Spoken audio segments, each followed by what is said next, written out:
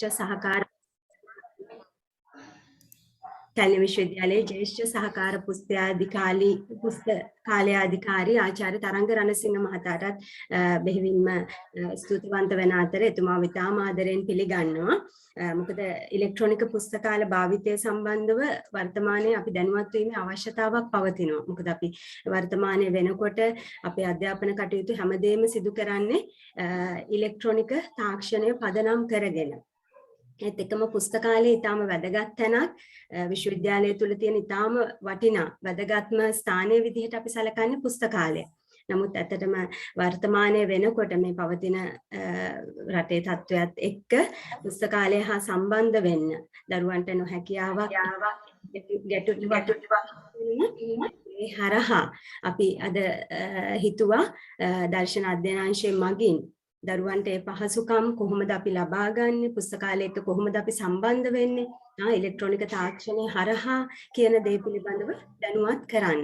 ඒ නිසා ඒ අවස්ථාව අපිට ලබා දීම සම්බන්ධව ආචාර්ය තරංග රණසිංහ මහතාට මම බෙහෙවින්ම ස්තුතිවන්ත වෙනවා. ඒත් එක්කම මම හිතනවා ડોક્ટર තරංග අපි පටන් ගමු නේද දේශනය. හොඳයි. නේද? මොකද ළමයි සම්බන්ධ වෙමින් තවම ඉන්නේ. ඒගොල්ලෝ සම්බන්ධ වෙයි. හොඳයි බොහොම ස්තුතියි.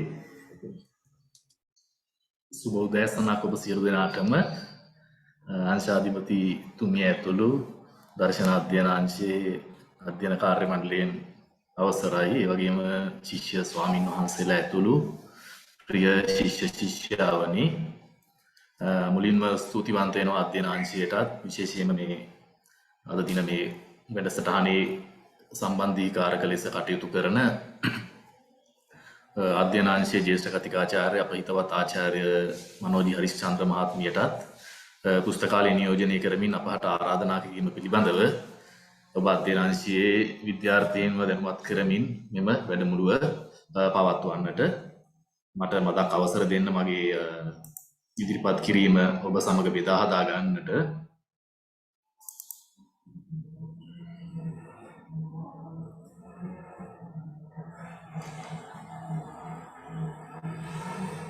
මම හිතනවා ඔබ සියලු දෙනාට මගේ තිරය දර්ශනය වෙනවා ඇති කියලා.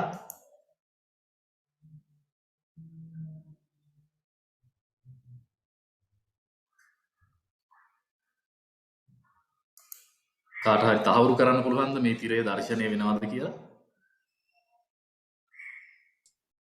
ඔව් ડોક્ટર තරංග අපිට පේනවා. හොඳයි බොහොම ස්තුතියි. එතකොට ආරම්භයේදීම ડોક્ટર මනෝජි සඳහන් කළා වගේ අද දවසේ මෙම වැඩසටහන මේ දේශනය පැවැත්වෙන්නේ තරම අප්‍රමාද වෙලා හෝ කාලීන අවශ්‍යතාවයක් සම්පූර්ණ කිරීම සඳහා.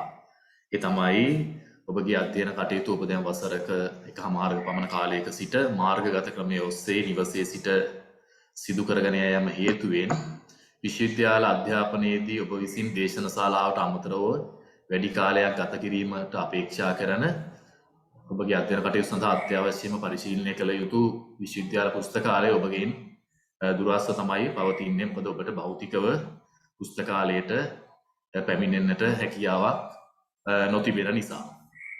ඉතින් ඒ අඩුව සම්පූර්ණ කරන්න යම් තරමකට අප පුස්තකාලය විසින් උත්සාහ කරලා තිබෙනවා. පුස්තකාලය සතු පොත්පත් වාර සංග්‍රහය ඇතුළු පුස්තකාල සම්පත් ඉලෙක්ට්‍රොනික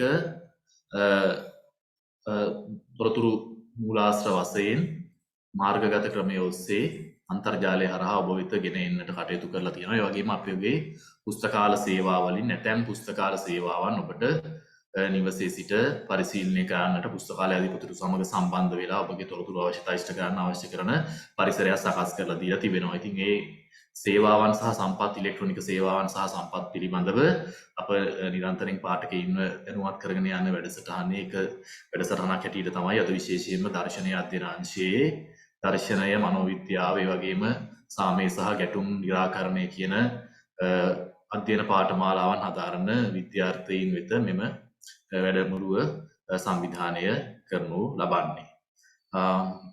මම මේ වැඩමුළුව ආරම්භ කරන මිනිත්තු කිහිපයකට කලිනුත් ආචාර්ය මනෝජි මහත්මිය සමග කතා කරනකොට මට දැනගන්නට ලැබුණා කනගාටුවට කාරණයක් වුණත් අපේ ඇතැම් විද්‍යාර්ථීන් ඉන්නවා කියලා විශේෂයෙන්ම ශාස්ත්‍රවේදී සාමාන්‍ය උපාධි ප්‍රථම වසර ශිෂ්‍යයන් මෙහි සිටිනවා නම් මේ අය එක් වතාවක් හෝ විශ්වවිද්‍යාලයට පැමිණෙන්නට මෙතෙක් අවස්ථාවක් නොලැබුණු පිරිස. ඉතින් ඒ නිසා ඒ අය මම හිතන්නේ විශ්වවිද්‍යාලය හෝ විශ්වවිද්‍යාල පුස්තකාලය දැක ගන්නටවත් අවස්ථාවක් නොලැබිලා තිබෙන බව තමයි මට දැනගන්නට තියෙන්නේ. ඒ වගේම තවත් ශිෂ්‍ය කණ්ඩායමක් ඉන්නවා සති කිහිපයක් එහෙම නැත්නම් මාස කිහිපයක් පමණක් විශ්වවිද්‍යාලය ගත කරලා එතැන් සිට සම්පූර්ණම කාලය නිවසේ සිට ගත කරමින් අධ්‍යයන කටයුතු වල යෙදෙන සියලු දෙනා. ඉතින් මේ සියලු දෙනාටම මූලික වශයෙන් පුස්තකාලය පිළිබඳ කෙටි හැඳින්වීමක් කරලා ඊළඟට අද මේ ප්‍රස්තුත මාතෘකාවට ප්‍රවේශ වෙලා කොහොමද ඔබ නිවසේ සිට අපගේ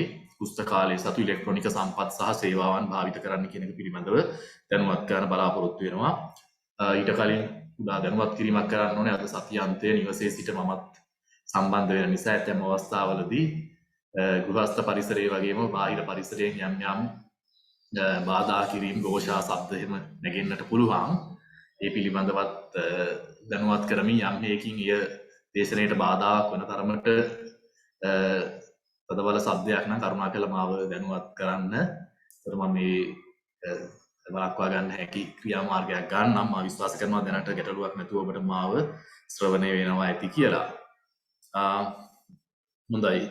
එතකොට මගේ ඉදිරිපත් කිරීම තුළ මම අර කලින් කිව්වා වගේ අපේ පුස්තකාලේ භෞතිකව පරිශීලනය කරන්න එක්වරක් හෝ අවස්ථාව නොලැබුණු පාඨකයන් සිටිය හැකි නිසා අපගේ පුස්තකාලය පිළිබඳව කෙටි හැඳින්වීමක් කරලා එහි පහසුකම් පිළිබඳව ඊළඟට අපගේ ඉලෙක්ට්‍රොනික පුස්තකාල එකතුව පිළිබඳවත් ඒයින් තොරතුරු සොයා ගන්න ආකාරය පිළිබඳවත් ඔබ දැනුවත් කරලා අවසාන වශයෙන් අපගේ පුස්තකාලය මගින් ඔබට සපයන්නට පුළුවන් සේවාව ගැන සඳහන් කරමින් කාල වේලා ඉතිරි වන පරිදි ප්‍රශ්න යමක් කිසිවක් තිබෙනවා නම් ඒ වසන්නටත් අවස්ථාවක් ලබා දීම යනුවෙන් තමයි මෙම වැඩසටහන අද දවසේදී සැලසුම් කරගෙන තිබෙන්නේ. මම විශ්වාස කරනවා පැයක එකමාරක වගේ කාලයක් ඇතුළත අපිට මෙය සම්පූර්ණ කරන්නට පුළුවන් වෙයි කියලා.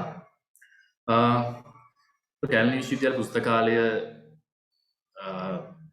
ගොඩනැගිලි දෙකකින් සමන්විත පරිසරයක් තිබෙන්නේ.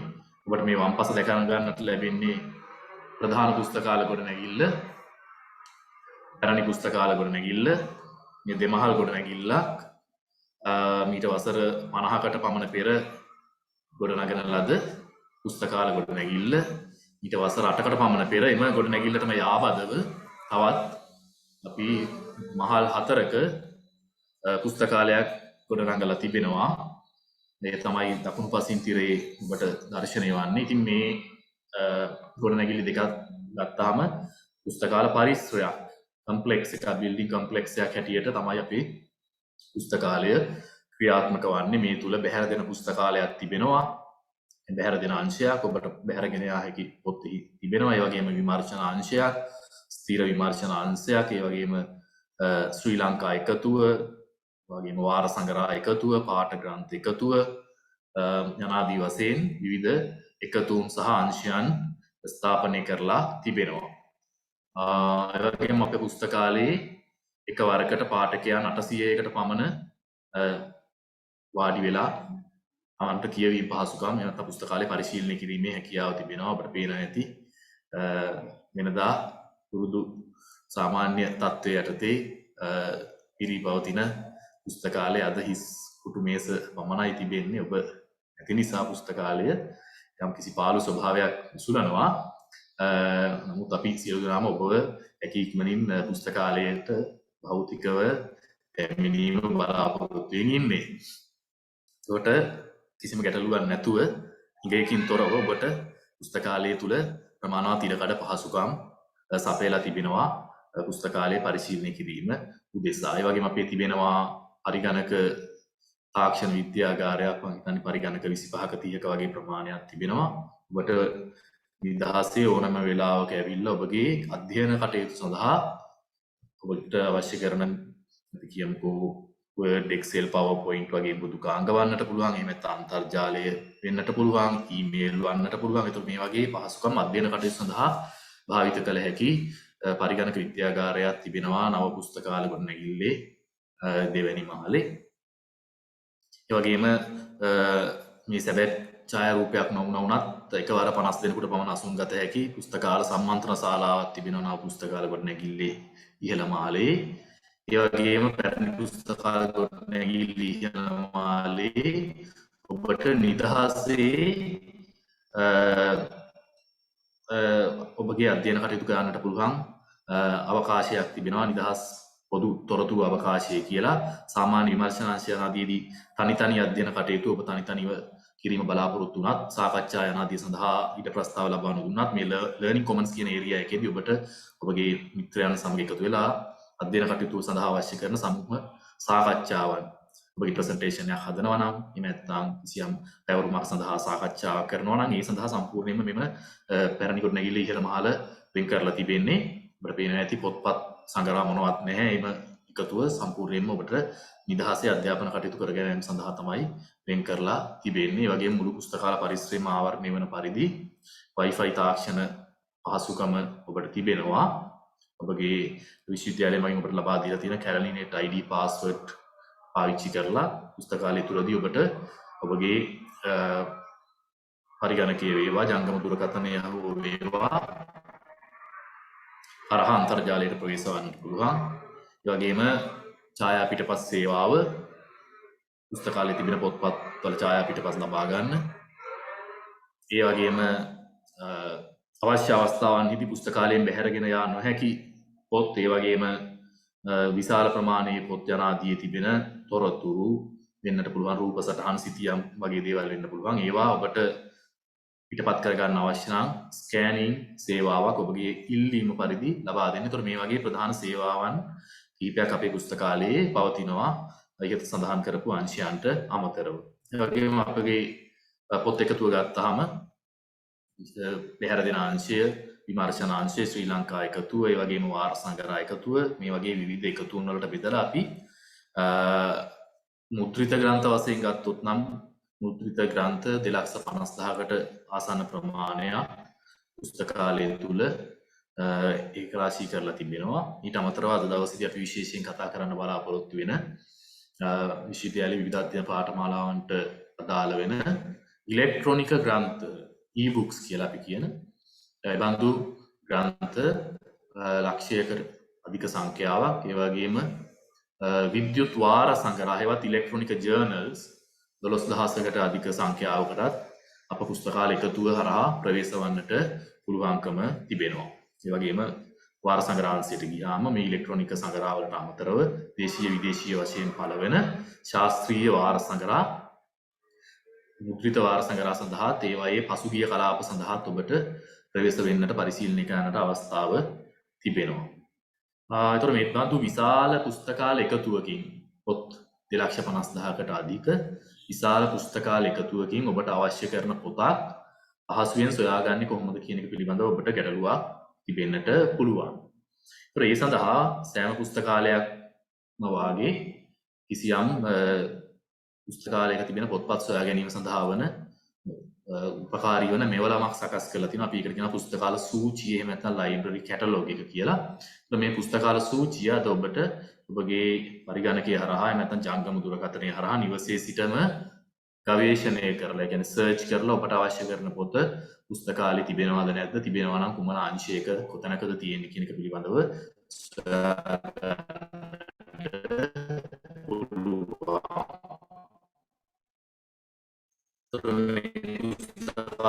සූචියට අපි කෙටියෙන් කියනවා OPAC කියලා, ඔන්ලයින් කැටලොග් කියලා කියනවා. මේ කියන්නේ වෙබ් ලිපිනේ මෙතන දක්වා තිබෙනවා.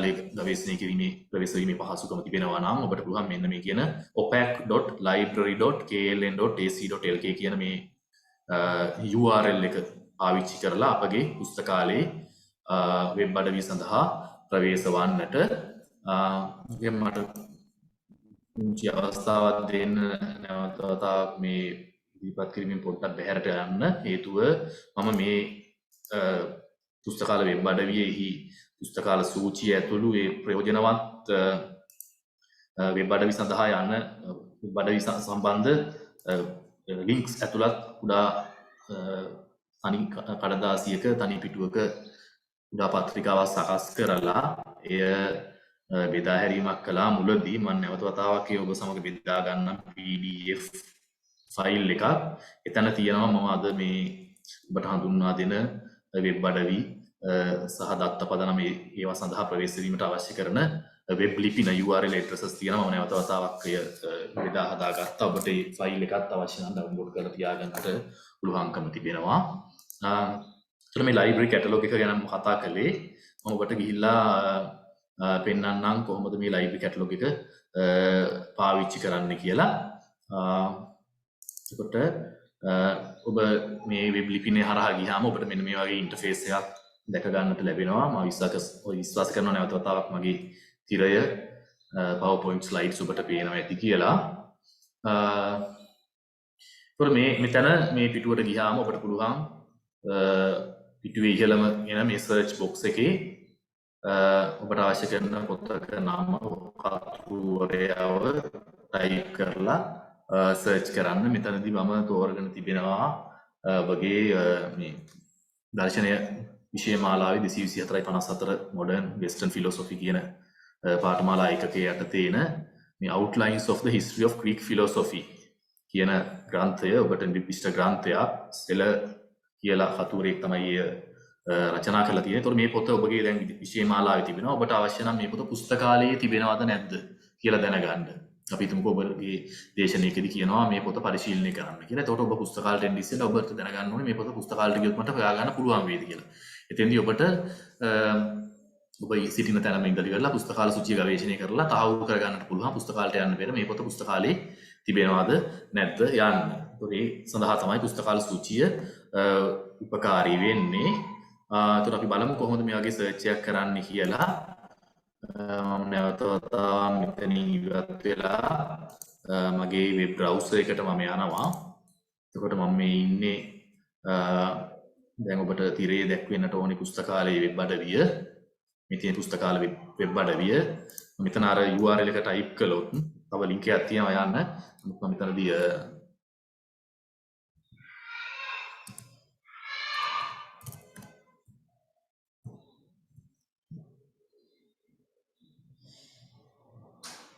පුස්තකාල සූචිය ඇතුළත් වෙබ් අඩවියේ ලිපිනෙම ටයිප් කරලා මම උත්සාහ කරන්නම් ඔබට සර්ච් එකක් මේලයි කරලා පෙන්නන්න.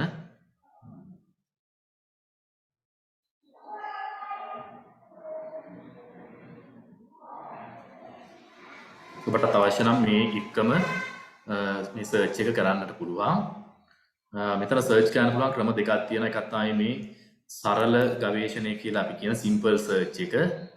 ටයිටල් එක ඕත යන ආදි වශයෙන් මොකක් හරි එකක් තෝරගෙන පොතෙන් නම් පොතේ නමෙන් ඕතගෙන් ඒ දෙකම දාන්න නැත්නම් අපට පුළුවන් සබ්ජෙක්ට් එක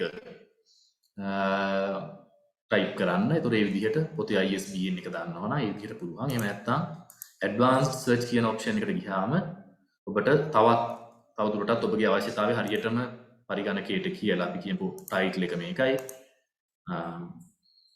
author මෙන්න මෙයා යන ආදි වශයෙන් අපි ඉස්සෙල්ලා මම දැන් ගත්තු පොත මට කියන වැරදි නම් මතක අවස්ථාව දෙන්න මම තහවුරු කරගන්න. outlines of the history of Greek philosophy. එතකොට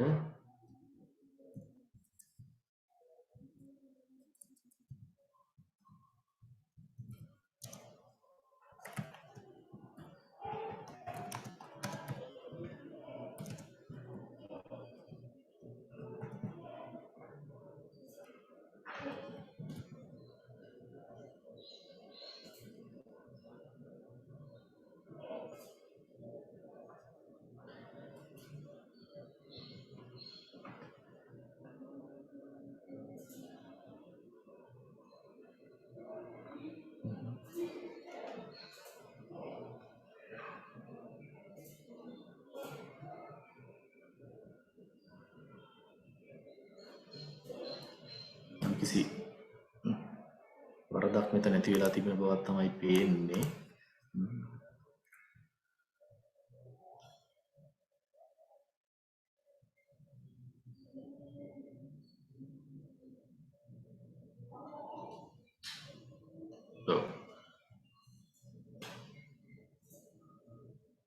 කැපිටල් සිම්පල් පිළිබඳ ගැටලුවක් ආපුවා පේනවා. ඒතර මම ඒ නිසා ඔතගේ නමින් පමණක් සර්ච් කළා මේ පොත. Outlines of the History of Greek Philosophy කියන පොත තමයි මම හෙව්වේ. මම ටයිටල් ඔෆ් දෙකෙන්ම හොයන්න උත්සාහ කරා. නම් කිසි තාක්ෂණික ගැටලුවක් ආවා. මේ සිස්ටම් එකට මේ මාරු වෙලා දැනට සති දෙකක් විතර වගේ කාලයක් මේ අලුත් පුස්තකාල සූචිය හඳුන්වලා දීලා කෙසේ වෙතත් ඔබට මේ විදිහට පොත පුස්තකාලයේ තියනවද කියන එක සොයා ගන්නට පුළුවන්. ඔබට පේනවා නේද? පොතේ නම එනවා, පොතේ කතෘ එනවා, පොතේ ප්‍රකාශකයා එනවා, ප්‍රකාශන වර්ෂය, කීවැනි සංස්කරණයද කියන එකත් එක්ක ඊළඟ පොත පිළිබඳ විස්තර මේ හෝල්ඩින්ග්ස් කියන කැටි දැක ගන්න පුළුවන්. පොතේ පිටපත් කීයක් පුස්තකාලයේ තිබෙනවද, කුමන අංශයකද තිබෙන්නේ කියලා. මම කිව්වා පුස්තකාලයේ බැහැර දෙන අංශය, විමර්ශන අංශය ආදී වශයෙන් අංශ තිබෙනවා. ඒතකොට මේ පොතේ Outlines of the History of Greek Philosophy කියන පොතේ එක පිටපතයි අපසතුව තියෙන්නේ. ඒ තිබෙන්නේ පුස්තකාලයේ බැහැර දෙන අංශේ. එතකොට මේ පොත් අපි පුස්තකාලයේ සංවිධානය කරනකොට ඒ පොත්වල විෂය අන්තර්ගතය අනුව බෙදලා වෙන් කරලා ඒව රාක්කගත කිරීමක් කරනවා. ඒ අනුව හැම පොතකටම ඒ පොත රාක්කේ තියෙන තැනට අනුව හිමි වෙන අංකයක් තිබෙනවා. මේ තියෙන මේ අංකය අපි කියනවා කෝල් නම්බර් එක කියලා. එතකොට මේ කෝල් නම්බර් එකට අනුව රාක්කයට ගිහිල්ලා අපිට පොත සොයා ගන්න පුළුවන්. මේ කෝල් නම්බර් එක පිළිබඳව පුජි දැනුවත් කිරීමක් මේ ඊළඟට කරනවා. ඔබට පේනවා ඇති මේ පොතේ එක පිටපත පුස්තකාල රාක්කයේ තිබෙනවා. පුස්තකාලයේ බැහැර දෙන අංශයේ මේ 182 ඉසෙට් කියන අංකය යටතේ පොත රාක්කගත කරලා තිබෙනවා. ඒතකොට මෙන්න මේ අංකය ඔබ ලියාගෙන පුස්තකාලයට එනවා නම් බැහැර දෙන අංශයට ගිහිල්ලා මේ පොත සොයා ගැනීමේ හැකියාව තිබෙනවා. ඒතකොට මේ විදිහට ඔබට නිවසේ ඉඳලාම නවාතනේ ඉඳලාම ඔබට අවශ්‍ය කරන පොත පුස්තකාලයේ තිබෙනවද කියන එක පිළිබඳව සොයා ගැනීමේ හැකියාව තියෙනවා. අපි පුස්තකාලයේ සූචිය පරිශීලනය කිරීම හරහා.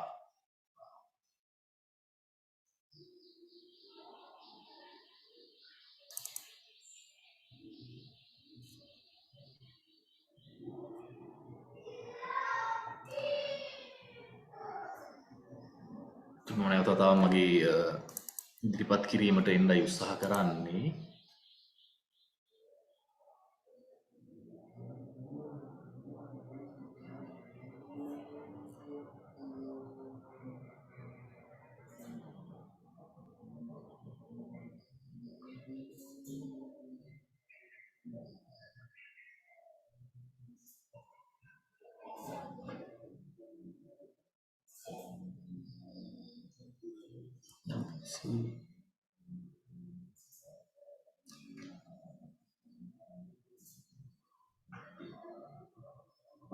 කිසියම් හේතුවක් නිසා මගේ ස්ක්‍රීන් එක ෂෙයා කිරීම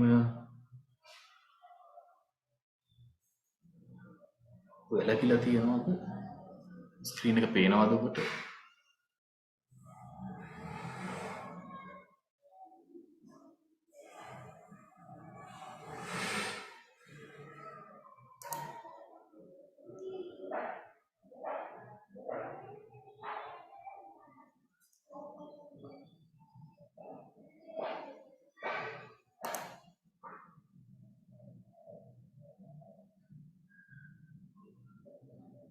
මගේ ස්ක්‍රීන් එක ඔබට පේනවද?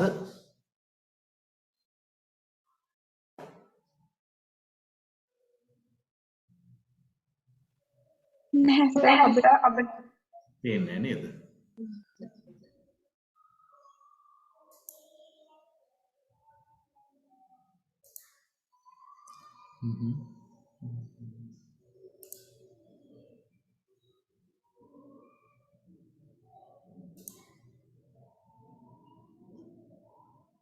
පුංචි වෙලා දෙන්න ගැටලුවක් තියෙනවා වගේ මට ඒක විසඳ ගන්න. මේ වගේ තාක්ෂණික ගැටලු ඇති වෙන්නත් පුළුවන්. හොඳයි මම දැන් උත්සාහ කරලා බලන්න.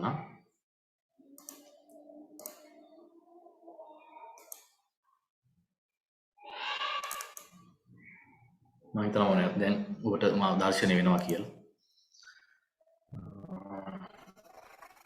Yes sir. හොඳයි බොහොම ස්තුතියි.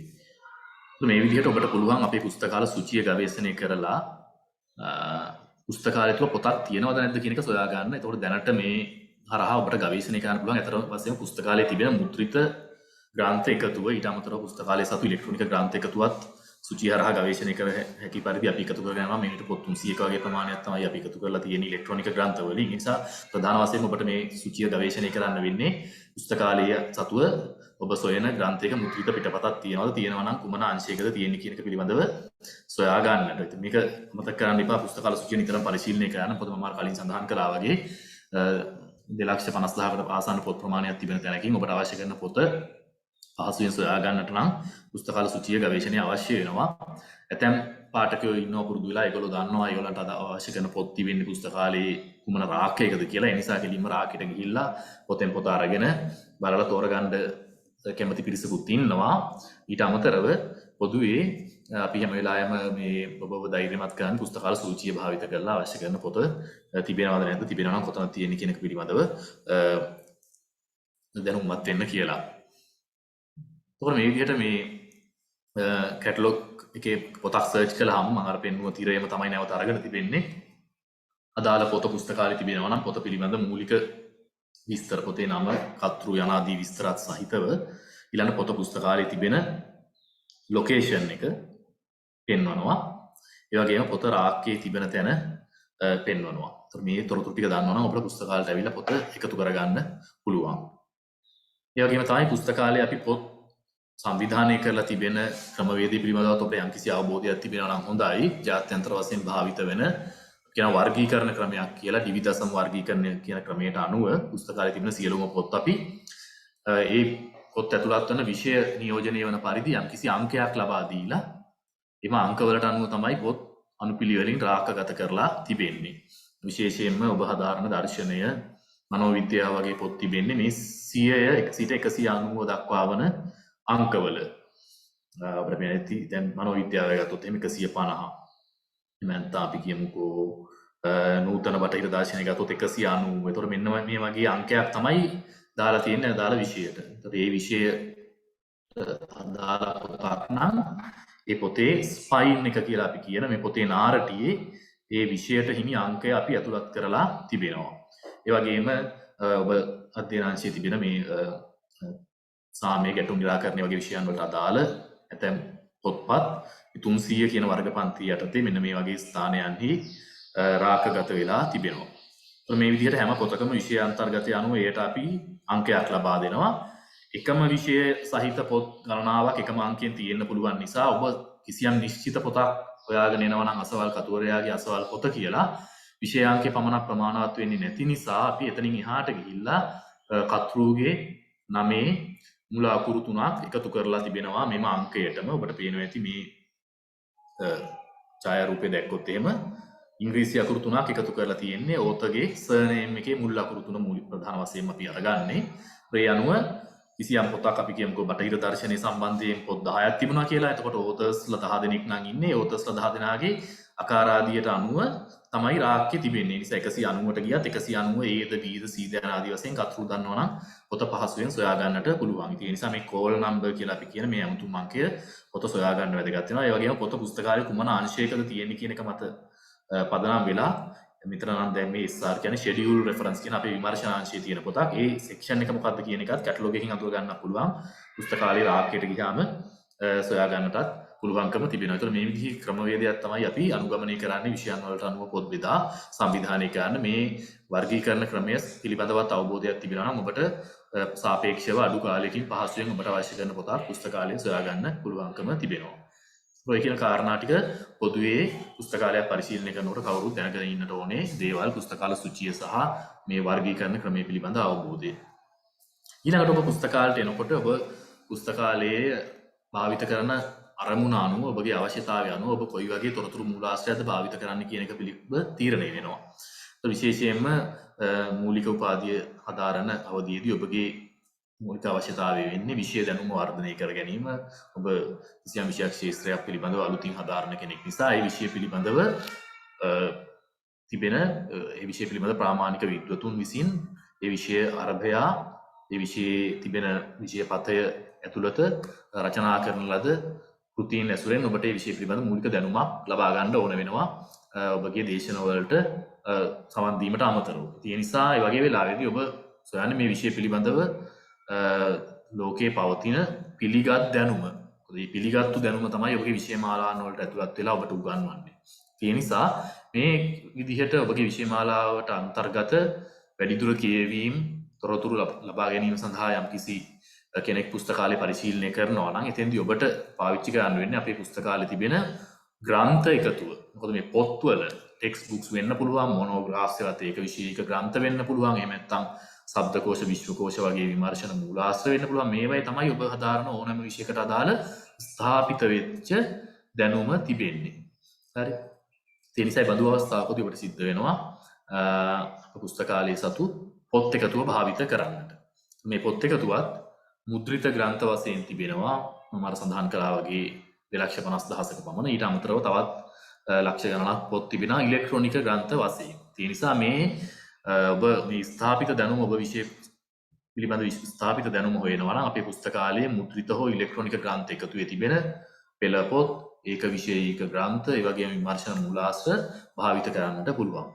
ඒ වගේම ඔබගේ විෂය ක්ෂේත්‍ර පිළිබඳව නවතම දැනුම හොයනවා නම් විශේෂයෙන්ම නවතම පර්යේෂණ සොයා ගැනීම පිළිබඳව උනන්දුවක් දක්වනවා නම් ඒ වගේම තමයි විශේෂයෙන්ම මේ ගෞරව ශාස්ත්‍රවේදී උපාධි පාඨමාල හදාරන ශිෂ්‍යෝ තමන්ගේ අවසාන වසරේ උපාධි නිබන්ධනයට සූදානම් වෙනකොට මේ අවශ්‍යතාවය වැඩි වශයෙන් දැනෙනවා. ඒ වෙනකොට ඔබගේ විෂය පිළිබඳ මූලික දැනුම ඔබ ලබාගෙන ඊළඟට ඒ හරහා ඔබ කිසියම් අලුත් දැනුමක් උත්පාදනය කරන්න යම්කිසි පර්යේෂණ ක්‍රියාවලියක නිරත වෙනවා. එතෙන්දී මේ විෂය පිළිබඳ නූතනයේ සිද්ධ වෙන පර්යේෂණ ප්‍රවණතා ඔබගේ පර්යේෂණ මාතෘකා පිළිබඳ දැනටමත් මෑත කාලේ සිදු වෙලා තියෙන පර්යේෂණ මොනවද කියන එක පිළිබඳව සොයන්නට අවශ්‍ය වෙනවා.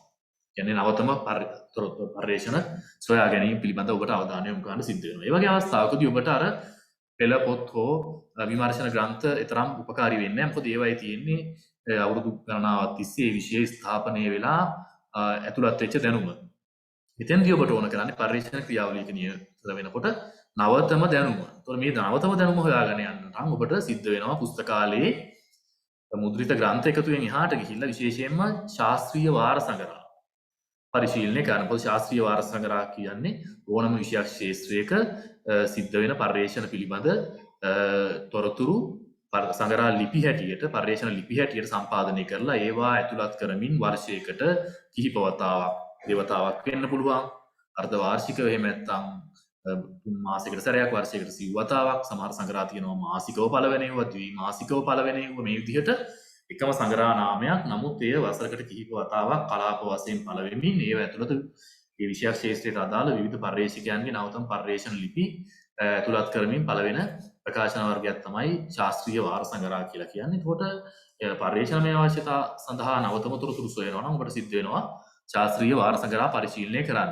මේවත් පුස්තකාලයේ වාර සංග්‍රහ අංශයේ මුද්‍රිත වාර සංග්‍රහ හැටියටත් තියෙනවා. ඒ වගේම මම සඳහන් කළා වගේ දසදහස් ගණක් වාර සංග්‍රහ අප පුස්තකාලයේ සතුව ඉලෙක්ට්‍රොනික වාර සංග්‍රහ වශයෙන් තිබෙනවා. ඊට අමතරව ඔබ නවතම තොරතුරු සොයනවා නම් ඔබට පුළුවන් ඔබගේ විෂයක් ක්ෂේත්‍රයට අදාළව ලෝකයේ විවිධ රටවල විවිධ නගරවල පැවැත්වෙන ප්‍රසිද්ධ සම්මන්ත්‍රණ සම්මේලන සහ ඒවලට ඉදිරිපත් කරන පර්යේෂණ පත්‍රිකා මොනවද කියන එක කන්ෆරන්ස් ප්‍රොසීඩින්ග්ස් හරහා හොයා ගන්නට පුළුවන්. ඒ වගේම උසස් උපාධි සඳහා විශ්වවිද්‍යාලවලට භාර දෙන උපාධි නිබන්ධන පරිශීලනය කරලත් ඔබගේ විෂයක් ක්ෂේත්‍රය පිළිබඳ නවතම පර්යේෂණ සිද්ධ වෙන්නේ මොනවද කියන එක පිළිබඳව හොයා ගන්න පුළුවන්. ඒ නිසා ඔබට අවශ්‍ය කරන දැනුමේ ස්වභාවය අනුව ඔබ කියවන්නේ පොතක්ද නැත්නම් ශබ්දකෝෂයක්, විශ්වකෝෂයක්ද, එහෙම නැත්නම් සංග්‍රහවත්ද කියන එක තීරණය වෙනවා. ඒ අනුව තමයි පුස්තකාලයේ ඔබට අවබෝධය තියෙන්න ඕනේ මොන තැනකට ගිහිලා මොන විදිහේ මූලාශ්‍රයක්ද භාවිත කරන්න ඕනේ කියලා. ඒ නිසා පුස්තකාලවල තොරතුරු මූලාශ්‍ර ගත්තාම මුද්‍රිත ඉලෙක්ට්‍රොනික ආදී වශයෙන් තිබෙනවා. ඒ වගේම ඔබට අවශ්‍ය කරන තොරතුරු වල ස්වභාවය අනුව පෙළ පොත් හැටියට තියෙනවා, විමර්ශන ග්‍රන්ථ හැටියට තියෙනවා, වාර සංග්‍රහ වශයෙන් තිබෙනවා, උපාධි නිබන්ධන වශයෙන් තිබෙනවා.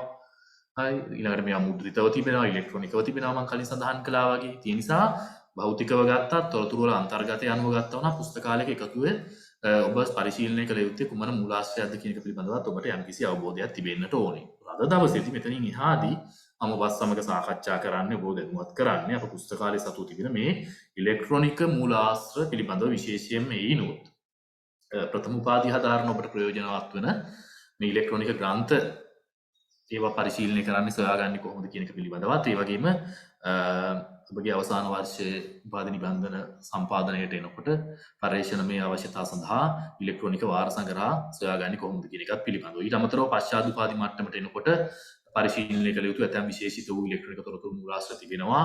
abstracting and indexing databases වගේ දේවල්. ඒ පිළිබඳව මම අද දවසේදී සාකච්ඡා කරන්න බලාපොරොත්තු වෙන්නේ නැහැ.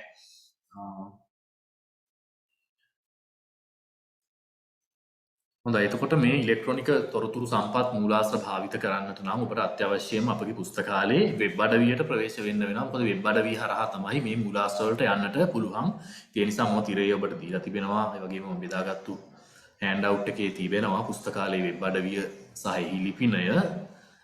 විශ්වවිද්‍යාලයේ ප්‍රධාන වෙබ් අඩවිය හරහාත් පුස්තකාලේ වෙබ් අඩවියට එන්න පුළුවන්. එහෙම නැත්නම් මේ දීලා තියෙන ලින්ක් එක හරහා එන්නත් පුළුවන්.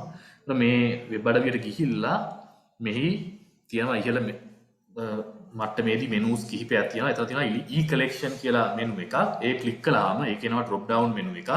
එතන තියෙනවා අපේ පුස්තකාලයේ සතු e-book, e-journals අනාදී වශයෙන් කරන විවිධ ඉලෙක්ට්‍රොනික එකතුන් වලට ප්‍රවේශ වෙන්න අවශ්‍ය කරන ඒ සම්බන්ධතාවයන් සපයලා තිබෙනවා. හරි, ඉතින් අපි ඉස්සෙල්ලා බලමු කොහොමද අපි අප පුස්තකාලයේ සතු ඉලෙක්ට්‍රොනික ග්‍රන්ථ e-book හොයාගන්න කටයුතු කරන්න කියලා. එතකොට එතෙන්දී ඔබට පුළුවන් e-collections වලට ගිහිල්ලා වෙබ්සයිට් එකේ e-books කියන මෙනුවට යන්න. එහෙම නැත්නම් මේ වෙබ් අඩවියේ පුස්තකාල වෙබ් අඩවියේ හෝම් පේජ් එකේ පල්ලෙහාට ස්ක්‍රෝල් බාර් එක අරගෙන ගිහිල්ලා මැද්දට යනකොට මෙන්න මේ වගේ තිරයක් දර්ශනය වෙයි. එතන අර විදිහෙම drop down menu එකකින් තොරව අප සතුව තිබෙන ඉලෙක්ට්‍රොනික සම්පත් වලට ප්‍රවේශ වීම සඳහා අවශ්‍ය කරන links අපේලා තිබෙනවා. ඔබට පහසු ඔබ කැමති ක්‍රමයක් කරහා යන්නට පුළුවන්. එහෙම ගියාම ඔබ e-books තෝරගත්තොත් ඔබට දකින්නට ලැබෙයි අප පුස්තකාලය මගින් මේ විදිහේ ජාත්‍යන්තර වශයෙන් ප්‍රධාන පෙළේ ඉලෙක්ට්‍රොනික ග්‍රන්ථ අලෙවි කරන ප්‍රකාශයට පත් කරන ප්‍රකාශකයින්ගේ එහෙම නැත්නම් අලෙවිකරුවන්ගේ දත්ත පදනම් ගණනාවකට අපි දායක වෙලා තිබෙනවා. ඒතර මේ දත්ත පදනම් මේවා ගොඩක් වෙලාවට ලෝකේ ප්‍රධාන පෙළේ ග්‍රන්ථ ප්‍රකාශකයෝ උන්ගේ ග්‍රන්ථ ඉලෙක්ට්‍රොනිකව e-book එකක් හැටියට පබ්ලිෂ් කරලා ඒවා එකතු කරලා ඒ බඳු e-books දහස් ගාණක් දසදහස් ගාණක් එකතු කරලා databases හැටියට සකස් කරගෙන තිබෙනවා. ඒතර පුස්තකාල විසින් තමන්ගේ පාඨකින්ගේ අවශ්‍යතා පරිදි ඒ e-book databases මිලදී ගන්නවා. වාර්ෂිකව අපි මුදල් ගෙවලා එම වර්ෂය සඳහා එහෙම නැත්නම් වර්ෂ කිහිපයක් සඳහා අපේ පාඨකයන් වෙනුවෙන් ඒ e-books වලට ප්‍රවේශය සපයා ගන්නවා. ඒතර මේ විදිහට අපි කැලණිය විශ්වවිද්‍යාල පුස්තකාලය හැටියට මිලදීගෙන අපේ පාඨකයෝ වෙනුවෙන් මිලදීගත්තු ප්‍රවේශයේ සපයන e-book databases තමයි මෙතන කිහිපයක් මේ සඳහන් කරලා තිබෙන්නේ. අර e-books කියන link එක යටතේ ගියාම ඔබට මේවා දැක ගන්නට අවස්ථාව ලැබේවි. ඒතකොට මේ e-books database එකිනෙකට වෙනස්. මේගොල්ලන්ගේ විෂය පතයන් ආවරණය කරන විෂය පතයන් වෙනස්. ඇතැම් e-books තියෙනවා පොදුවේ සියලුම විෂය ක්ෂේත්‍ර ආවරණය කරන දත්ත පදනම් තිබෙනවා. ඇතැම් ඒවා තියෙනවා අපි කියමුකෝ වෛද්‍ය විද්‍යාව වගේ ක්ෂේත්‍රවල පමණක් ග්‍රන්ථඵල වෙන ඒවා. ඇතැම් databases තිබෙනවා සෑම විෂයක් පිළිබඳවම e-books තිබුණා වුණත් අපේ විශ්වවිද්‍යාලයෙන් අරගෙන තිබෙන්නේ අපි කියමු උදාහරණයකට කළමනාකරණය පිළිබඳව පැකේජ් එක පමණයි. ඒ කොටසට අයිති පොත් ටික විතරයි. ඒතකොට මේ විදිහට මේ databases වල අන්තර්ගතය වෙනස් වෙන්නට පුළුවන්. ඒ පිළිබඳවත් යම් අවබෝධයක් ඔබට තියෙන්නට ඕනේ. මොන database එකකට ගියොත්ද මොන පොත් ඔබට විෂයන් වලට අදාළ කරන පොත් සොයා ගන්නට පුළුවන් වෙන්නේ කියලා. ඒ පිළිබඳ යම් කිසි මාර්ගෝපදේශයක් වෙබ් අඩවියේ තැන්වල තිබෙනවා. මේ විදිහට තමන්ට ගවේෂණය කරන්න අවශ්‍ය database එකක් තෝරගෙන ඔබට පුළුවන් ඔබට අවශ්‍ය කරන පොතක් ඉලෙක්ට්‍රොනික ග්‍රන්ථයක් හැටියට මේ databases වල තිබෙනවද කියන එක සොයා ගන්නට යන්න. ඒතර මේ විදිහට ඔබ කිසියම් database එකක් search කරන්නට ගියොත් වෙබ් අඩවිය මතට මේ කිසියම් database එකක් උඩ ඔබ ගිහිල්ලා ඒක තෝරාගෙන ක්ලික් කළාම මෙන්න මේ වගේ තැනකට ඔබ ගෙනියනවා. මෙතනදී ඔබ කර යුතු දේ තමයි ඔබ කැලණිය විශ්වවිද්‍යාලයේ ලියාපදිංචි පාඨකයෙක් කියන එක තහවුරු කරන්න ඕනේ ඒ අදාළ වෙබ් අඩවියට. database එකට. මොකද අපි මේවා මුදල් දීලා අරගෙන තිබෙන්නේ දායක වෙලා තිබෙන්නේ අපගේ පාඨකයන් සඳහා පමණයි. ඒ නිසා මේ දත්ත පදනම් වෙලෙන්දා ඔබගෙන් අහනවා ඔබ කැලණිය විශ්වවිද්‍යාලයේ ඉඳලා ගෙන කෙනෙක් නම් ඔබගේ username ID එක දෙන්න කියලා. ඉතින් මෙතෙන්දී ඔබ පොදුවේ ඔබගේ සියලුම ඔන්ලයින් අධ්‍යාපන කටයුතු යනාදී දේවල් සඳහා භාවිත කරන කැලණියට ID සහ පාස්වර්ඩ් එක පාවිච්චි කරන්න පුළුවන් පුස්තකාලේ දත්ත පදනම් වලට ප්‍රවේශ වෙන්නට. ඒ නිසා වෙනම database සඳහා වෙනම username password එකක් නැහැ. විශ්වවිද්‍යාලයේ අනිත් හැම සේවාවකටම වගේම පුස්තකාලයේ ඕනෑම මේ දත්ත පදනමකට යන්න පොදුවේ කැලෙනිනෙට් ID පාස්වර්ඩ් එක ඔබට භාවිත කරන්නට පුළුවන්කම තිබෙනවා. මේ හරහා අදාළ දත්ත පදනම අඳුර ගන්නවා ඔබ කැලණි විශ්වවිද්‍යාලයේ පාඨකයෙක් කියලා. එතනින් එහාට ඔබට පුළුවන් මේ දත්ත පදනමට ප්‍රවේශ වෙලා ඔබට අවශ්‍ය කරන පොත් ගවේෂණය කරන්නට. ඒතර මම කලින් සඳහන් කළා අප සතුව e-book databases තිබෙනවා කියලා යම් කිසි ප්‍රමාණයක්. මේ අතරින් විශේෂයෙන්ම අපේ සමාජීය විද්‍යා විෂයක් ක්ෂේත්‍රයන්ට අදාළ පොත් බහුතරයක් තිබෙන දත්ත පදනම තමයි EBSCOhost කියන දත්ත පදනම. මේ ඇතැම් දත්ත පදනම් තිබෙනවා ඒවා තියෙන කළමනාකරණය වගේ විෂයන් වලට අදාළ පොත්. සමහර ඒවා තියෙන්නේ වෛද්‍ය විද්‍යාවට අදාළ පොත්.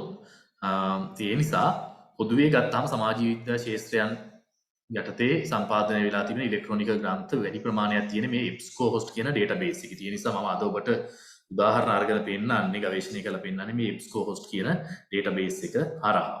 EBSCOhost වලට ඔබ යන්න උත්සාහ කළොත් පුස්තකාල වෙබ් අඩවිය හරහා මෙන්න මේ කියන ස්ථානයට ගිහිල්ලා ඔබගේ යූසර්නේම් පාස්වර්ඩ් එක දෙන්න ඊළඟට ලොගින් කියන එක ක්ලික් කරාම ඔබව ගෙනියනවා EBSCOhost කියන ඒ අදාළ දත්ත පදනම වෙත. ඒතර එතෙන්ට ගිහිල්ලා මම උත්සාහ කළා තැනින් ඔබගේ විෂය මාලාවේ තිබෙන නිර්දිෂ්ට ග්‍රන්ථ කිහිපයක් අරගෙන ඒවා අපේ දත්ත පදනම වල e-books හැටියට තියනවාද කියන එක සොයන්නට. ඉතින් මෙතෙන්දී මම බැලුව එක පාඨමාලා එකකයක් තමයි මම හිතන්නේ මේ දර්ශනය විෂය හදාරන ශිෂ්‍යයන්ට නිර්දිෂ්ට ග්‍රන්ථයක් තිබුණා. මම හිතන්නේ අවසාන වසර වෙන්නට ඕනේ මම නිවැරදි නම්. මට පොඩි ගැටලුවක් තියෙනවා මගේම ස්ක්‍රීන් එක පොඩ්ඩක් ඩිස්ප්ලේ වීමේදී. මම හිතන්නේ ඔබට පේනවා ඇති මේ තිරේ ඉහළින්ම මම දාලා තියෙනවා කෝස් කෝඩ් එකත් එක්ක පේපර් එකේ නම පේනව නේද? 400 ගණන් වලින් පටන් ගන්න 4න් පටන් ගන්න PHIL කියලා පේපර් එකක් මම හිතන්නේ ඔබට පේනවා ඇති. එහි තිබෙන මේ නිර්දිෂ්ට ග්‍රන්ථයක් තමයි The Subjection of Women කියන ජෝන් ස්ටුවර්ට් මිල්ගේ පොත. මේ පොත ඔබගේ විෂය මාලාවේ තියෙන නිර්දිෂ්ට ග්‍රන්ථයක් දර්ශනීය විෂය හදාරන විද්‍යාර්ථීන් සඳහා. ඒතකොට මම උත්සාහ කළා මේ පොත අපගේ EBSCOhost e-book database එකේ තියෙනවද කියලා සොයාගන්න. එතකොට මේ විදිහේ ගවේෂණයක් කරලා මම මේක අපගමනක් වෙබ්සයිට් එකට ගිහිල්ලා ඔබට සර්ච් කරලා පෙන්නන්න කොහොමද ඇත්තටම ගිහිල්ලා මේක සර්ච් කරන්න කියලා. අපි නැවත වතාවක් මගේ ස්ක්‍රීන් එකේ පුස්තකාලයේ වෙබ් අඩවියට ගිහිල්ලා මට පොඩි අවස්ථාවක් දෙන්න.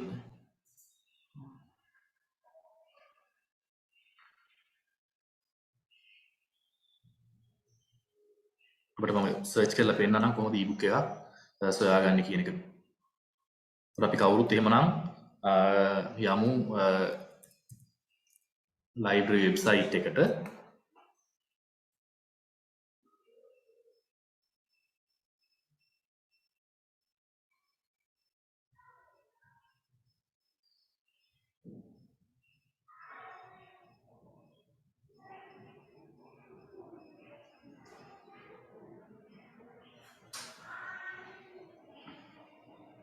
මම දැන් නැවතවරක් ඔබත් සමග මගේ ස්ක්‍රීන් එක ෂෙයා කරගන්නවා.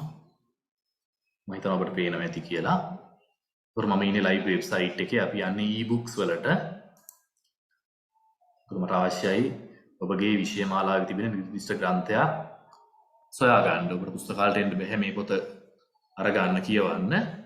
ඒ නිසා ඔබ උත්සාහ කරනවා අපේ පුස්තකාලේ e-book database එකට ගිහිල්ලා ඔබට අවශ්‍ය කරන පොතක් සොයා ගන්න. එතකොට මේ තියෙන අපේ e-book databases වල ලැයිස්තුව. මේ හැම database එකක් ඉස්සරහින්ම click here to access කියලා තියෙනවා ඔබට පේනවා ඇති.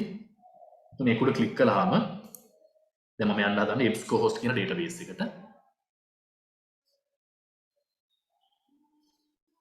මෙන්න මෙතන තමයි අපේ කැලණිනෙට් ID එක සහ password එක දෙන්නේ. ID එක දෙන්න, password එක දෙන්න, login කියන්න.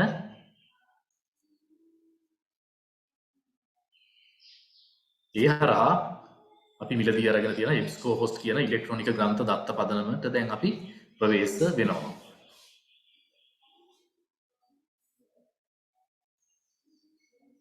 මේ තියෙන්නේ EBSCOhost කියන database එක.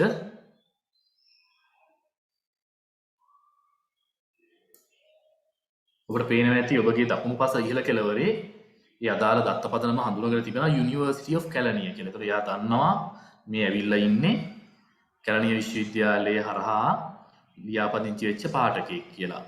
හරි. ඒ නිසා දැන් මෙතන ඉහළ කිසිම ගැටලුවක් නැහැ. ඔබව අඳුනගෙනයි තියෙන්නේ කැලණිය විශ්වවිද්‍යාලයේ පාඨකයෙක් හැටියට. දැන් තියෙන්නේ අපිට පොත සර්ච් කරන්න. එතකොට ඔබ දන්නවා පොතේ ටයිටල් එක දන්නවා. ඒ නිසා මේ ඉතන ෆීල්ඩ් එක ටයිටල් කියලා සර්ච් කරලා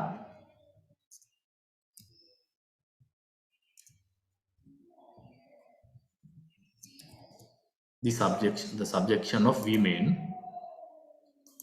ඊළඟට අපි author දන්න නිසා අපි author ගේ නමත් දාමු surname එක දාමු Mill title එක the subjection of women author Mill දැන් මම කියනවා මට මෙන්න මේ පොත සොයලා දෙන්න ඔබ මට දැනගන්න ඕනේ මේ පොත තියෙනවද EBSCOhost database එකේ කියන එක නිසා මම search කරනවා මෙතන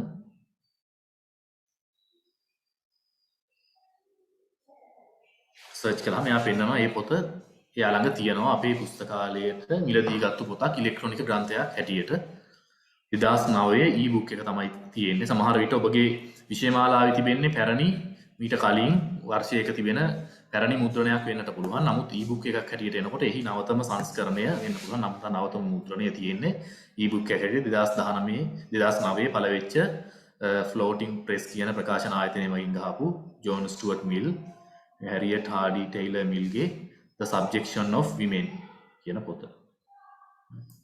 මේ පොත ග්‍රන්ථ නාමය මත ක්ලික් කළාම පොත පිළිබඳ විස්තරයක් අපිට අරගන්න පුළුවන්. පොතේ අන්තර්ගතයේ තියෙනවා description එක.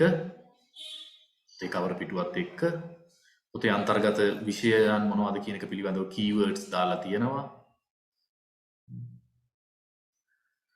ඊළඟට මේ පල්ලෙහාට ගියාම ඔබට පේනවා ඇති table of contents කියලා පටුන පෙන්වලා තිබෙනවා. මෙතන නම් chapter 1 2 3 අනාදී වශයෙන් පමණයි සඳහන් වෙන්නේ. ඒවයි මාතෘකා සඳහන් වෙන්නේ. ඒතකොට අපි කියමු මේ පොත මට බලන්න අවශ්‍ය නම් ඔබට මෙතනින් මේ chapter 1 2 3 කියලා ක්ලික් කරලා යන්නට පුළුවන්. එහෙම නැත්නම් මේ මෙතන තියෙන PDF full text කියන icon එක මත ක්ලික් කරන්න පුළුවන්. එහෙම ක්ලික් කිරීම හරහා ඔබට ඔබගේ පරිගණක තිරය මත අදාළ පොත විවෘත වෙනවා. අපි මුද්‍රිත ග්‍රන්ථයක් පෙරලා බලනවා වගේ මේ පොතේ පළවෙනි පිටුවේ සිට අවසාන පිටුව දක්වා chapter wise පොත කියවන්නට පුළුවන්කම තිබෙනවා.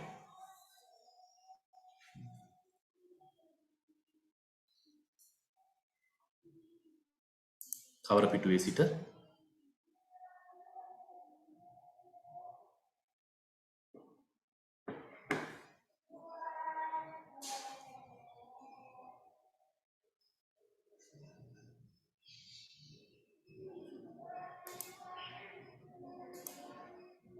මේ විදිහට ඔබට එක කුඩා කරගෙන ලොකු කරගෙන අවශ්‍ය විදිහට zoom කරලා පොත බලන්න පුළුවන්. අපි ගියොත් එහෙම දැන් මට chapter 1 කියවන්නට වුණා නම් මෙතන chapter 1 උඩ ක්ලික් කළාම අදාළ chapter එක මේ පැත්තේ දකුණු පැත්තෙන් විවෘත වෙලා ඔබට පිටුවෙන් පිටුව PDF document එකක් හැටියට online කියවන්නට පුළුවන්.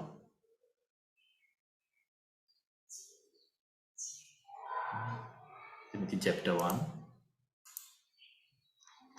මේ විදිහට කියවගෙන යන්න පුළුවන්. ඊළඟට ඔබට අවශ්‍ය නම් මේ පොතේ chapter එක download කරගන්න. මේ chapter එකට ඉදිරියෙන් තියෙනවා download button එක. මේ button එක උඩ ක්ලික් කරාම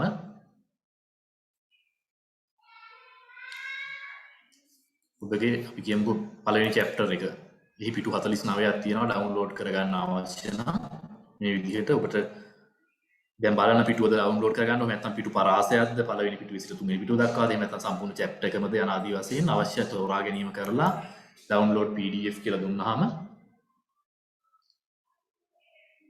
අදාළ පොතේ ඒ අපි තෝරාගත්තු chapter එක PDF ෆයිල් එකක් හැටියට ඔබගේ පරිගණකයේ මතට download වෙනවා.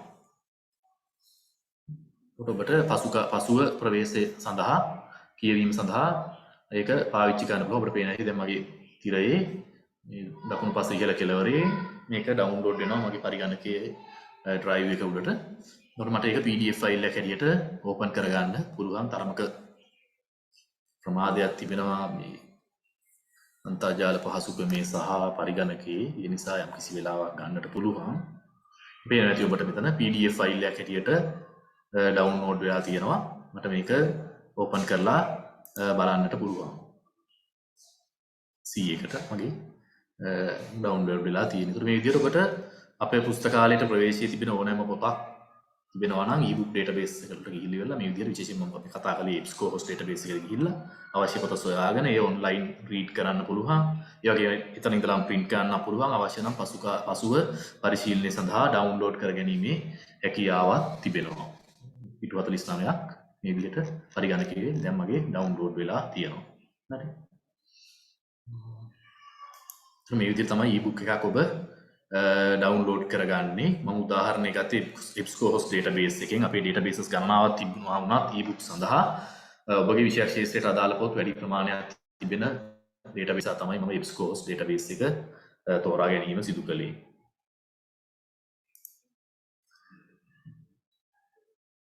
මම ඔබගේ විෂය මාලාවේ තිබෙන විෂය එක විශාල ප්‍රමාණයක් තිබෙනවා.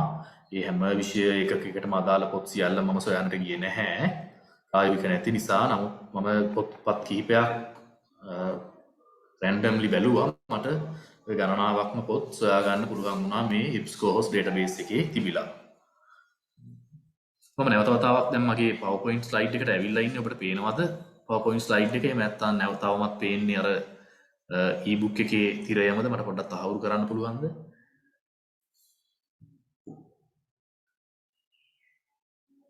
එහෙම නැත්නම් තිරේ මොනවාක්වත් දැర్శණය වෙන්නේ නැද්ද?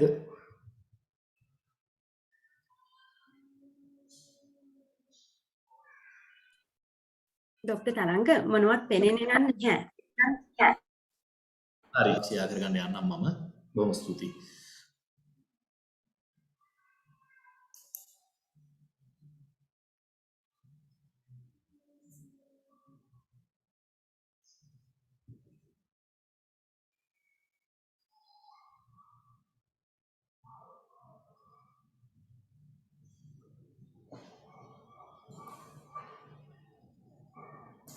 දැන් මම නැවත වතාවක් මගේ PowerPoint slides වලට යනවා.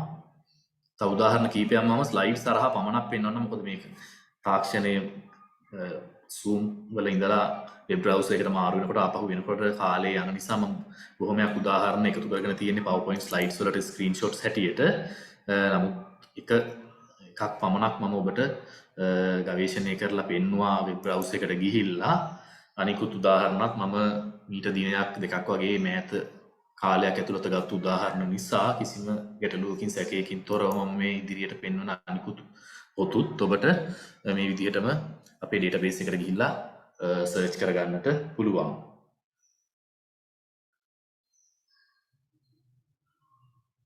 හරි, එතකොට මම නැවත වතාවක් මගේ PowerPoint slides වලට ඇවිල්ලා තියෙන්නේ. මම පෙන්වුවා ඔබට කොහොමද EBSCOhost database එකට ගිහිල්ලා ඔබට අවශ්‍ය කරන ebook එකක් title එක author දීලා search කරලා එය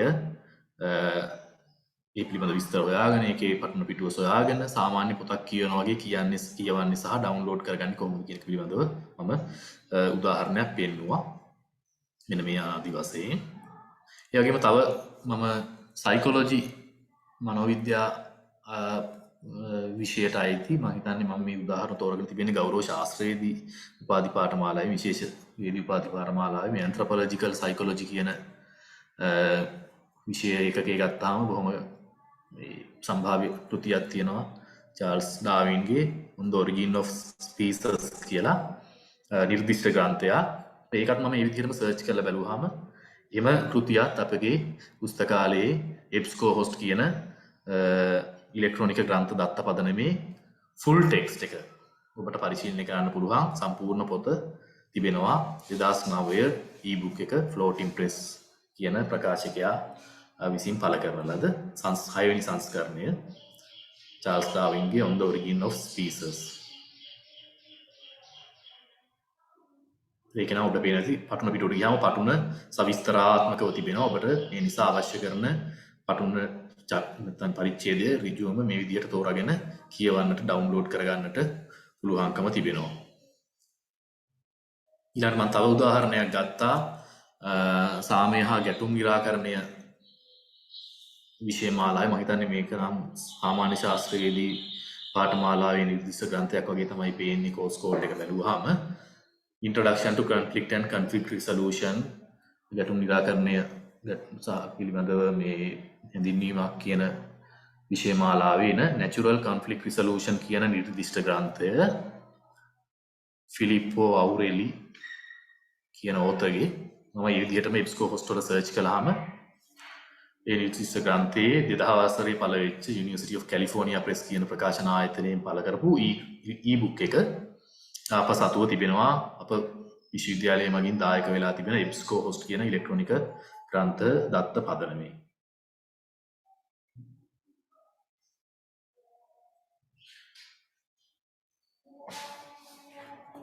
පොත පිළිබඳ විස්තරයක් එහි පටුන පිටුව ළඟට පොත ඔබට chapter wise කියවන්නට පුළුවන් ඩවුන්ලෝඩ් කරගන්නට පුළුවන්කම තිබෙනවා.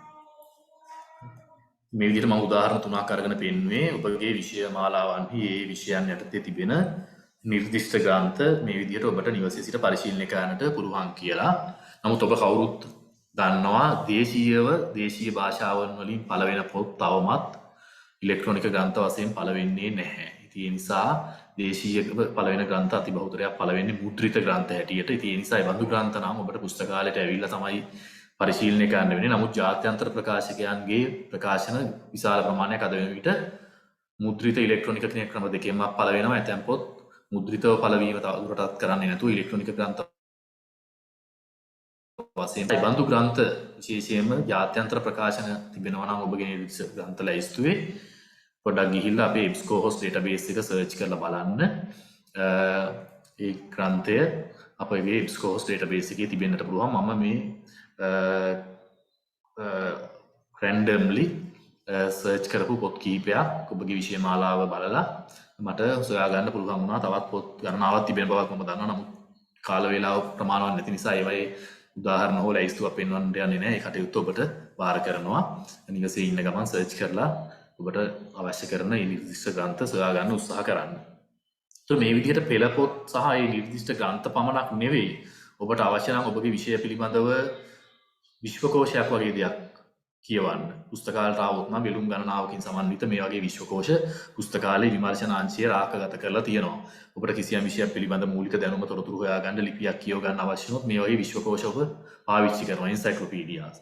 මේවත් තියෙනවා අපේ e-book databases වල. මේ EBSCO host database එකට ගියාම මේ philosophy උදාහරණ හැටියට ගත්තොත් එහෙම මෙතන philosophy පිළිබඳ මේ වගේ විශ්වකෝෂයක් encyclopedia of philosophy බාන එකට ගියාම අපි උදාහරණයක් ගත්තොත් එහෙම ඔබට modern western philosophy යටතේ හෙගේලියානු දර්ශනයේ මම හිතන්නේ ඒ වගේ මාතෘකාවක් තිබුණා. ඒ නිසා මම ගිහිල්ලා සර්ච් කරලා බලනකොට මේ ජෝර්ජ් විල්හෙල්ම් ෆෙඩරිච් හෙගල් කියන ඒ දාර්ශනිකයා පිළිබඳව පිටු 20 ගානක ලිපියක්. මේක මේ 334 වෙනි පිටුවේ ඉඳලා මගේ මතකයේ නිවැරදි නම් 353 වෙනි පිටුව දක්වා පිටු 20කට ආසන්න ලිපියක් හෙගල් පිළිබඳව සහ ඔහුගේ දර්ශනය පිළිබඳව ඇතුළත් වෙච්ච ලිපියක්. එතකොට හෙගල් ගැන තොරතුරු ඔබ හොයනවා නම් වෙනම ගිහිල්ලා පොතක් කියවලා පොත් කීපයක් කියවලා තොරතුරු හොයන්න ඕනේ නැහැ. මේ විශ්වකෝෂයේ හෙගල් පිළිබඳව මේ ලියලා තියෙන ලිපිය තුල ඒ හෙගල්ගේ සම්පූර්ණ පිළිබඳව ඔහුගේ විෂයට පිළිබඳ දායකත්වය පිළිබඳව ඒ දර්ශනය පිළිබඳ ප්‍රවීණත්වයක් දරන යම්කිසි මහාචාර්යවරයෙක් හෝ විශේෂඥයෙක් තමයි මේ ලිපිය ලියලා තියෙන්නේ. ලියලා මේ ලිපි ශබ්දකෝෂවල විශ්වකෝෂවල ආකාරාදී පිළිවෙලට තමයි පෙරගස්සලා තියෙන්නේ. ඒකට ඔබට පහසුවෙන්ම මේ පිටු 20 කියවුවොත් එහෙම හෙගල් පිළිබඳව ඔහුගේ දර්ශනය පිළිබඳව සොයා ගන්නට පුළුවන්. ඒ නිසා ඒ වගේ වෙලාවෙදී අපි පොතක් කියවනවට වැඩිය විශ්වකෝෂයක තියෙන ලිපියක් කියවන්නට කැමතියි. පහසුවෙන් ඒ අවශ්‍ය කරන සාධිකාරී තොරතුරු විශ්වසනීය තොරතුරු සොයා ගන්න පුළුවන් නිසා තොරතුරු සම්පින්ඩනයක් තමයි විශ්වකෝෂවලදී කරන්නේ. මේ වගේ විශ්වකෝෂයක් ගත්තාම මේක ෂෝට් එන්සයික්ලෝපීඩියා එකක් සංක්ෂිප්ත විශ්වකෝෂයක් වුණත් හෙගල් සම්බන්ධයෙන් ගත්තාම පිටු 20කට ආසන්න ප්‍රමාණයක ආටිකල් එකක් එන්සයික්ලෝපීඩියා ආටිකල් එකක් නැත්නම් විශ්වකෝෂ ලිපියක් සම්පාදනය වෙලා තිබෙනවා. ඔබට නිවසේ ඉඳලා මේක කියවන්න පුළුවන්, මේක ඩවුන්ලෝඩ් කරගන්න පුළුවන්. ඒ වගේම තවත් විශ්වකෝෂ ගණනාවක් මට දැක ගන්න පුළුවන් වුණා අපේ EBSCO host database එකේ. විශේෂයෙන්ම සයිකොලොජි වගේ විෂයන් වලට අදාළව සමහර මේ abnormal psychology මේ වගේ විෂයන් එහෙම නැත්නම් විෂය කාණ්ඩ ඔබගේ විෂය මාලාවේ තිබෙනවා මම දැක්කා. ඒ නිසා ඔබ යම්කිසි මේ විෂයකට අදාළව මාතෘකාවක් යටතේ පහසුවෙන් කෙටි තොරතුරක් සොයා ගන්න යනවා නම් මේ වගේ එන්සයික්ලෝපීඩියා එකක් පරිශීලනය කරලා බලන්න PDF full text එක තිබෙනවා. මේවෙන් බහුතරයක ඒ විෂය මාලාවේ ඔබට එන විෂය නාම, විෂය පද, සංකල්ප අකාරාදීව පෙළගස්සලා ඒවා පිළිබඳව කෙටි විස්තරයක් සහිතව තමයි ඇතුළත් වෙලා තිබෙන්නේ. හරි. විෂය ශබ්දකෝෂ පමණක් නෙවෙයි විෂය විශ්වකෝෂ පමණක් නෙවෙයි විෂය ශබ්දකෝෂ පවා තිබෙනවා. දැන් උදාහරණයක් හැටියට මම බැලුවා දැන් ඔබට සයිකොලොජි වල තියෙන යම්කිසි තාක්ෂණික පදයක් පාරිභාෂික පදයක තේරුම හොයාගන්න ඕන වුණොත් ඔබට සිද්ධ වෙනවා මනෝවිද්‍යාව පිළිබඳ ශබ්දකෝෂයක් පරිශීලනය කරන්න පුස්තකාලයට ඇවිල්ලා විෂය ශබ්දකෝෂයක් පරිශීලනය කරන්න. මොකද සාමාන්‍ය භාෂා ශබ්දකෝෂය හැටියට මලලසේකර ඔක්ස්ෆර්ඩ් වගේ ඩික්ෂනරි තියෙනවා වගේ හැම විෂයකම විෂය යෙදුම් තාක්ෂණික පද පාරිභාෂික පද නිර්වචනය කරන විෂය ශබ්දකෝෂ එහෙම නැත්නම් පාරිභාෂික ශබ්දමාලා හේවත් ග්ලොසරීස් තිසෝරස් මේ වගේ මූලාශ්‍ර අපිට පරිශීලනය කරන්න වෙනවා. ඒතොර ඒ වගේ මූලාශ්‍ර පුස්තකාලයේ මුද්‍රිතව තිබෙනවට අමතරව ඉලෙක්ට්‍රොනිකවත් තිබෙනවා. ඉතින් මම ගවේෂණය කරලා බලනකොට සයිකොලොජි පිළිබඳව ඩික්ෂනරියක් මට හම්බුණා Cambridge Dictionary of Psychology කියලා. මම පොඩ්ඩක් මේක සර්ච් කරලා මේ බැලුවම ඇතුළට ගිහලා බලමු. ඔබට පේනදී සාමාන්‍ය ශබ්දකෝෂයක වගේ ආකාරාදී පිළිවෙලට විෂය නාම ලැයිස්තුගත කරලා ඒවායේ අර්ථය තේරුම විස්තර සහිතව පරිශීලනය කරන්න පුළුවන්. දැන් උදාහරණයක් හැටියට මට දැනගන්න ඕන නම් මොකද්ද මේ ඇන්ක්සයිටි කියන්නේ? ඇන්ක්සයිටි ඩිසෝඩර් කියන්නේ මොකද්ද කියලා දැනගන්න ඕන නම් මේ Cambridge Dictionary of Psychology ශබ්දකෝෂයේ ඒ අකුර යටතට ගියාම ඔබට පේනවා ඇති ඇන්ක්සයිටි කියන්නේ මොකක්ද කියලා නිර්වචනය කරලා තියෙනවා. මොකද මේක තමයි ලෝකෙ තියෙන පිළිගත්තු නිර්වචනයක්. ඔබට කිසිම ප්‍රශ්නයක් නැතුව ඇන්ක්සයිටි කියන එක නිර්වචනය කරන්න ඕන නම් මෙම ශබ්දකෝෂයේ උපුටා දක්වලා ඔබට ඔබගේ පැවරුමකට ඔබගේ උපාධි නිබන්ධනයකට ඇතුළත් කරන්න පුළුවන්. Cambridge Dictionary of Psychology වලට අනුව ඇන්ක්සයිටි කියන්නේ මෙන්න මේකයි. ඇන්ක්සයිටි ඩිසෝඩර් කියලා කියන්නේ මේකයි. මම හිතනවා මම වචනේ හරියට උච්චාරණය කරන්න ඇති කියලා. එතකොට මේ විදිහට ඔබට පුළුවන් ඔබගේ විෂයට අවශ්‍ය කරන පාරිභාෂික පදවල තේරුම නිර්වචන සොයා ගන්න. මේවා අපි උපාධි නිබන්ධන ලියන වෙලාවේදී අපේ සංකල්පීය සංකල්පයන් අපි යොදා ගන්න මාතෘකාවේ තිබෙන විෂය නාමයන් සංකල්පයන් නිර්වචනය කරලා පෙන්වන්නට වෙනවා. conceptual definitions කියනවා, working definitions කියනවා. ඒතර ඒ වගේ දේවල් වලදී අපිට මේ මූලාශ්‍ර උපයෝගී කරගන්නට වෙනවා. හරි. ඒ වගේම තව විවිධ මූලාශ්‍රනේ handbooks වගේ දේවල්, handbook on psychology of self esteem, ආත්ම අභිමානය නැත්නම් ස්වයං අභිමානය පිළිබඳව මනෝවිද්‍යාව. මේ වගේ දේවල් පිළිබඳව මූලාශ්‍ර ලිපි ඇතුළත් වෙලා තියෙනවා. මේවා දැක ගන්නට පුළුවන්.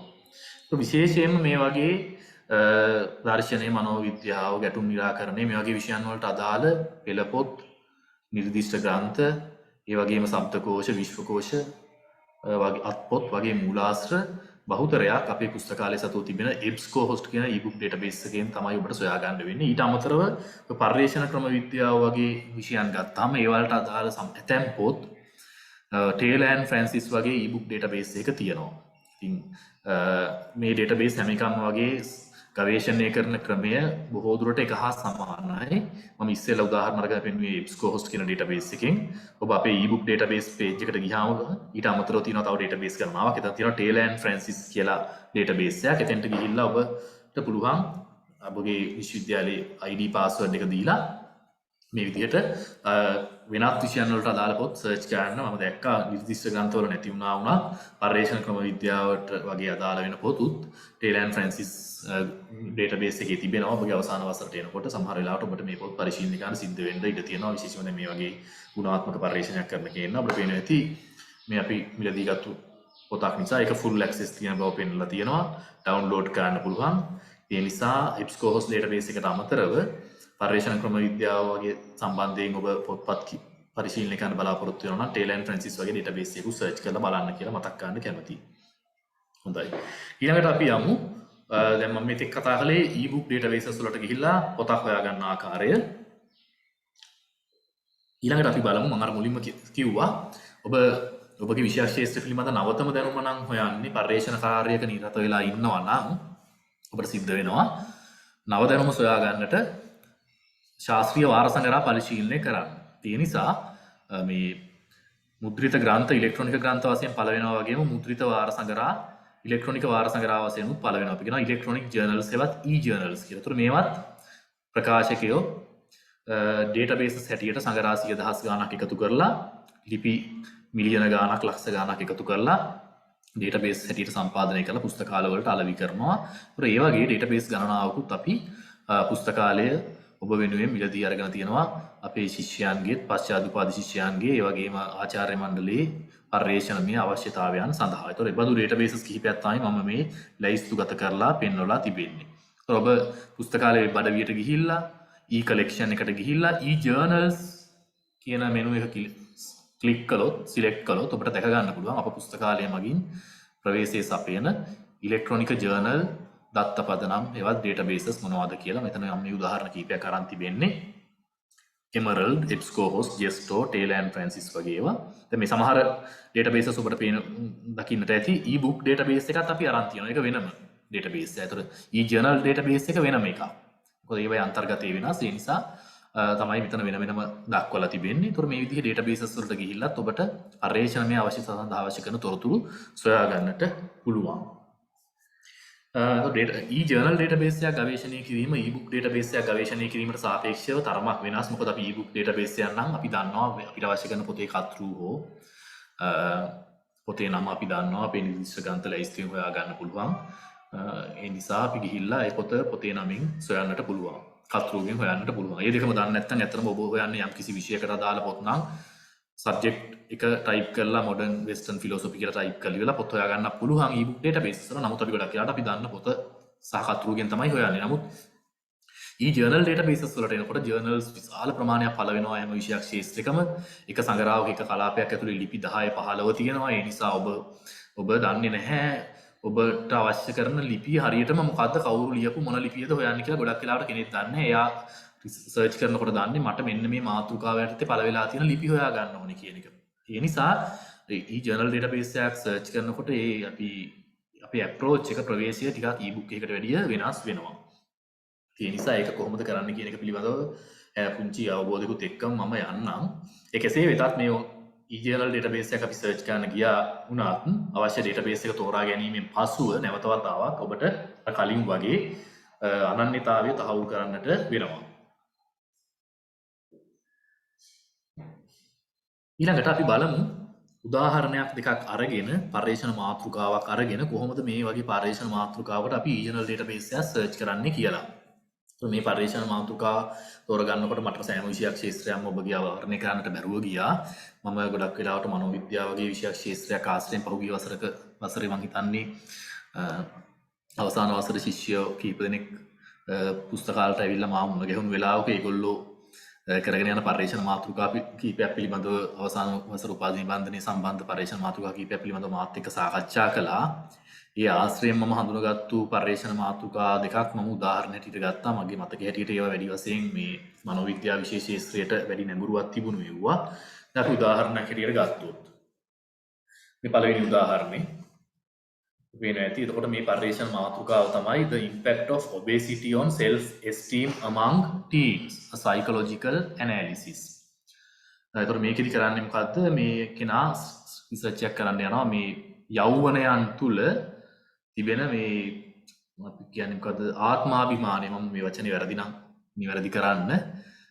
සොයන් අභිමානය එහෙම නැත්නම් ආත්මාභිමානය ඇති වෙන්න ඒ අයගේ ඒ ශරීර ස්වභාවය විශේෂයෙන්ම ස්ථූලභාවය බලපාන ආකාරය. විශේෂයෙන්ම යෞවනයන්ට යෞවන වයසේදී තියෙන ලොකු ගැටලුවන් තමගේ ශරීරයේ ප්‍රමාණය විශේෂයෙන්ම ස්ථූලභාවය වගේ දේවල් ඒගොල්ලන්ගේ මේ මානසික තත්ත්වය කෙරෙහි බලපානවා. මානසික පෞරුෂය කෙරෙහි බලපානවා. ඒතකොට මේ පිළිබඳව කෙනෙක් අධ්‍යයනයක් කරනවා කියලා අපි හිතමුකෝ. ඒතකොට කෙනෙක්ට අවශ්‍යයි මේ පිළිබඳව මෑත කාලේ සිදු වෙලා තියෙන පර්යේෂණ මොනවද? ඒ වයින් හොයාගෙන තියෙන්නේ මොනවද? ඒ වයින් ආවරණය වෙලා නැත්තේ මොනවද? මේ පර්යේෂණ වල අනුගමනය කරපු ක්‍රමවේද මොනවද? ඒ ක්‍රමවේද මගේ පර්යේෂණයටත් යොදා ගන්න පුළුවන්ද? ඒගොල්ලෝ ඉන්ටර්විව් කරලාද ප්‍රශ්නාවලිය වලින්ද තොරතුරු එකතු කරලා තියෙන ඩේටා කොහොමද ඇනලයිස් කරලා තියෙන්නේ? පර්යේෂණ අරමුණු කොහොමද සකස් කරගෙන තියෙන්නේ? ඒතකොට මේ වගේ පූර්ව පර්යේෂණ පිළිබඳ සොයා බැලීමක් කරන්න වෙනවා ඕනම පර්යේෂණයකදී. අපි කියන එකට සාහිත්‍ය ගවේෂණයක දෙනවා කියලා.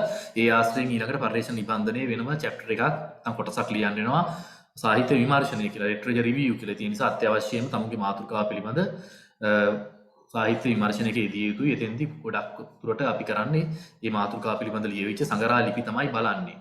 හරි අපි කියන ප්‍රයිමරි ලිටරේචර් කියලා ප්‍රාථමික සාහිත්‍ය අස්වෙන් තමයි සාහිත්‍ය විමර්ශනය කරන්නේ. එතෙන්දී තමන්ගේ මාතෘකාව හදාගත්තට පස්සේ සර්ච් එකක් කරන්න යනකොට ඩේටාබේස් එකක කොහොමද ඒ දේ කරන්න කියන එක තමයි මම ඔබට කියා දෙන්න යන්නේ. ඒතකොට මෙතනදී අපි පර්යේෂණ මාතෘකාව හඳුනාගත්තා වුණාට මේ මාතෘකාව ඒ විදිහටම ගෙනහිල්ලා අපි e-journal database එක සර්ච් කරන්නේ නැහැ. ඒක මොකද ඒක සාර්ථක නැති නිසා. මාතෘකාවේ ඒ විදිහටම තියෙන ලිපි නොතිබෙන්න පුළුවන්. පොතක නමක් නම් එහෙමම තියෙනව හොයාගන්න පුළුවන් වුණාට සංග්‍රහයේ අපේ මාතෘකාවේ නම පර්යේෂණ මාතෘකාවේ නම එලෙසින්ම තියෙන සංග්‍රහ ලිපි නොතිබෙන්න පුළුවන්. ඒ නිසා හොඳම ක්‍රමවේදය තමයි e-journal database එක සර්ච් කරනකොට ඔබගේ මාතෘකාවේ තියෙන ප්‍රධාන සංකල්ප key terms key concepts හඳුනාගෙන ඒවා වෙන් කරගන්න. දැන් මම ඒක තමයි මෙතන මේ කරලා තියෙන්නේ. මේ විදිහට මම key concepts හතරක් හඳුනාගෙන තිබෙනවා.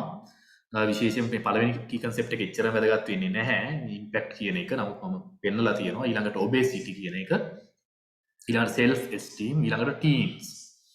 මෙන්න මේ කියන keyword හතර, මේ කියන වචන සංකල්ප හතර තිබෙනවා නම් කිසියම් පර්යේෂණ ලිපියක ඒ ලිපිය මේ මාතෘකාව යටතේ පර්යේෂණය කරන කෙනාට වැදගත් වෙනවා. හරි. ඒ නිසා මේ key concepts හතර තමයි අපි search කරන්නේ database එක search කරන්න ගියාම.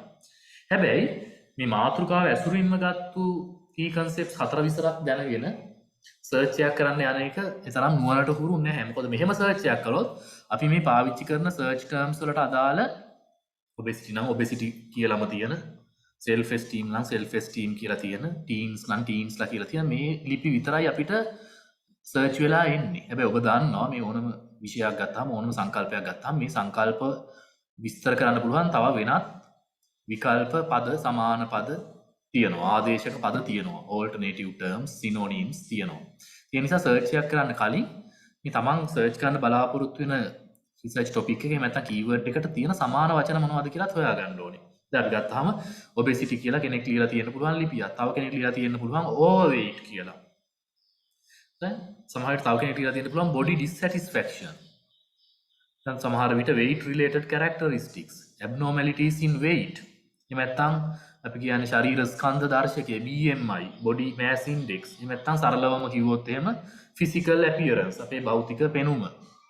මේ විදිහට විවිධ පර්යේෂකයෝ විවිධ ලිපි තමන්ගේ ලිපි ලියනකොට එකම සංකල්පයේ විවිධ නමින් හඳුන්වලා ඒ නමින් තමන්ගේ පර්යේෂණ මාතෘකාව සකස් කරගෙන ඒ නමින් ලිපිය ලියලා තියෙන්න පුළුවන්. ඒ නිසා අපි obesity කියලා විතරක් සර්ච් කළොත් මේ physical appearance වේවා, body image වේවා, body dissatisfaction වේවා, overweight ඒ වගේ දේවල් ගැන ලියවිච්ච හම්බෙන්නේ නැහැ අපිට.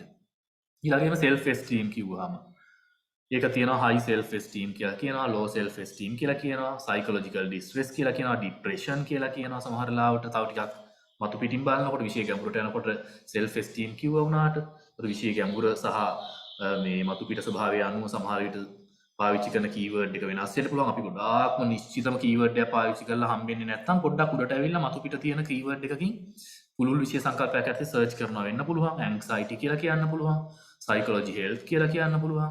නේද? ඒතර මේ විදිහට සමාන වචන තියෙනවා. ඒ සංකල්පෙම වෙනත් කෙනෙක් විස්තර කරන්න පුළුවන් වෙනත් වචන වලින්. teens කිව්වම teenagers ලා කියන්න පුළුවන්, youngsters ලා කියන්න පුළුවන්. දැන් සමහර ලාවෙදී ඔක්කොම ලව අවුරුදු 16 18 වෙනකන් ළමයා කියලා හඳුන්වනවා වෙන්නට පුළුවන්. ළමා කාලය කියලා හඳුන්වලා වෙන්න පුළුවන්. ඒ නිසා අපි ලෑස්ති වෙලා ඉන්න ඕනේ. අපි මුලින්ම වෙන් කරගත්තු හඳුනාගත්තු keywords ටිකෙන් search කරලා හම්බෙන්නේ නැත්නම් අපිට අවශ්‍ය කරන තොරතුරු නමුත් ලැබුණත් ප්‍රමාණවත් නැත්නම් keyword එක මාරු කරලා search කරන්න. ඒ නිසා මෙන්න මේ කියන මේ වැඩේ search එකකට කලින් සූදානමක් වෙලා තියෙන්න ඕනේ. අපි මේකට කියනවා ඒ නිසා මේ searching වලදී homework එක කියලා. ඒතර මේ homework එක කරලා තියාගන්න එක ප්‍රයෝජනවත්. ඊට පස්සේ අපිට පුළුවන් මේ keywords අපිට එකිනෙක සම්බන්ධ කරන්න. මොකද keywords එකකට වඩා වැඩි ප්‍රමාණයක් තියෙනකොට දැන් මෙතනම ඔබට පේනවා ඇති keywords 3ක් හෝ 4ක් තියෙනවා මුල් මට්ටමේ. obesity, self esteem, teens යනාදී වශයෙන්. ඊළඟට මේවා කොහොමද සම්බන්ධ වෙන්නේ කියන එක අපි search කරන database එකේ search engine එකට අපිට කියන්න වෙනවා. එතෙන්දී අපිට සිද්ධ වෙනවා searching techniques පාවිච්චි කරන්න. ගොඩක් වෙලාවට keyword දෙකක් හෝ ඊට වඩා වැඩි ගාණක් අපි යොදා ගන්නවා නම් අපිට සිද්ධ වෙනවා ඒ keywords අතර තියෙන සම්බන්ධතාවය පෙන්වන්න. මේක අපි පෙන්නනවා මේ boolean logic කියන සම්බන්ධතාවය පාවිච්චි කරලා and or not කියන combinations යොදාගෙන. හරි? මට ඕන කරන්නේ මේකයි මේ සංකල්පෙත් එක්ක මේ සංකල්පයේ කියන දෙකම තියෙන්න ඕන නම් and කියලා සම්බන්ධ කරන්න වෙනවා. හරි. නැත්තම් මේක වුණත් කමක් නැහැ මේක වුණත් කමක් නැහැ මොකක් හරි දෙකෙන් එකක් දෙකම හෝ දෙකෙන් එකක් නම් OR කියන බූලියන් සබඳතාවය පාවිච්චි කරන්න වෙනවා. මට මේක ඕනේ මේක විතරයි ඕනේ කියලා කියනවා නම් not කියන බූලියන් සබඳතාවය පාවිච්චි කරන්න වෙනවා. මේ විදිහට සර්ච් කරන්න ගියාම සර්ච් ඉන්ටර්ෆේස් එකේ ඕනම ඩේටාබේස් එකක කීවර්ඩ් දෙකක් හෝ ඊට වැඩි ගණනක් යොදා ගන්නවා නම් මේ බූලියන් ලොජික් එක තෝරන්න පුළුවන්. අපිට drop down menu එකක් එනවා. එතෙන්ට අපි ගිහිල්ලා and or the not කියලා select කරන්න පුළුවන්. එහෙම නැත්නම් type කරන්න පුළුවන්. type කරලා කිව්වහම එයා දන්නවා database එක දන්නවා අපේ හරියටම අවශ්‍යතාවය මොකද්ද. මෙයා මේ concept දෙකම තියෙන ඒවද හොයන්නේ. නැත්නම් දෙකෙන් එකක් විතරක් තියෙන ඒවද හොයන්නේ. නැත්නම් එකක් අතහැරලා එකක් විතරද හොයන්නේ කියන මේ boolean ගවේෂණ ක්‍රමය අනුගමනය කරන්නට පුළුවන්. ඒ වගේම තමයි සමහර අවස්ථාවලදී අපි search කරන search term එකේ වචන දෙක තුනක් තියෙනවා නම් අපි ඒවා නිකම්ම ටයිප් කළොත් සමහර වෙලාවට තනි වචනය තිබෙන ලේඛනත් හොයලා එනවා. ඒ නිසා මේ phrase search වගේ search එකක් කළාම අපි එතෙන්දි කරන්නේ වරහණක් ඇතුලේ හරි උද්දෘත ලකුණු දෙකක් ඇතුලේ හරි ඇතුළත් කරාම මේ phrase එකට වාක්‍ය ඛණ්ඩයට තමයි search කරන්නේ. එතකොට නිකම්ම weight කියලා විතරක් තියෙන ලේඛන අපිට හොයලා ගන්න දෙන්නේ නැහැ. abnormalities කියලා විතරක් තියෙන හොයලා ගන්න දෙන්නේ. අපිට වාක්‍ය ඛණ්ඩයක් හැටියට abnormalities in weight status කියන වාක්‍ය ඛණ්ඩයම තියෙන ඒවා තමයි හොයලා ගෙනල්ලා දෙන්නේ. මේ වගේ search ඔයගලන්ට database එකකට නොගියත් Google වගේ search engine එකක පවා කරලා බලන්න පුළුවන්. මොකද දැන් යම්කිසි කාලයකට ඉස්සෙල්ලා මේ phrase එකට search කළාම Google වල මේක මේ double quotation mark නැතුව search කළාම මිලියන ගානක 6,44,00,000ක් search results ආවා Google වල නිකන් abnormalities in weight status කියලා search කළාම. හැබැයි මම මේක double quotation mark දාලා phrase search එකක් හැටියට කළාම ඒ result එක 50,000ට බැස්සා. ඒ කියන්නේ 100.0.07ක් දක්වා අඩු කරගත්තා මේ phrase search එක දාලා. ඒ නිසා ඔයගොල්ලෝ නිකන් search කළොත් database එකක් හරි search engine එකක් හරි වචන දෙක තුනක් නිකන් වාක්‍යයක් වගේ දාලා ඒකෙන් තියෙන results ප්‍රමාණය මේ phrase search කියන ටෙක්නික් එක apply කරාම විශාල වශයෙන් අඩු කර ගන්න පුළුවන්. තමුන්ට අවශ්‍යම තොරතුරු ටික විතරක් සොයා ගන්න පුළුවන්.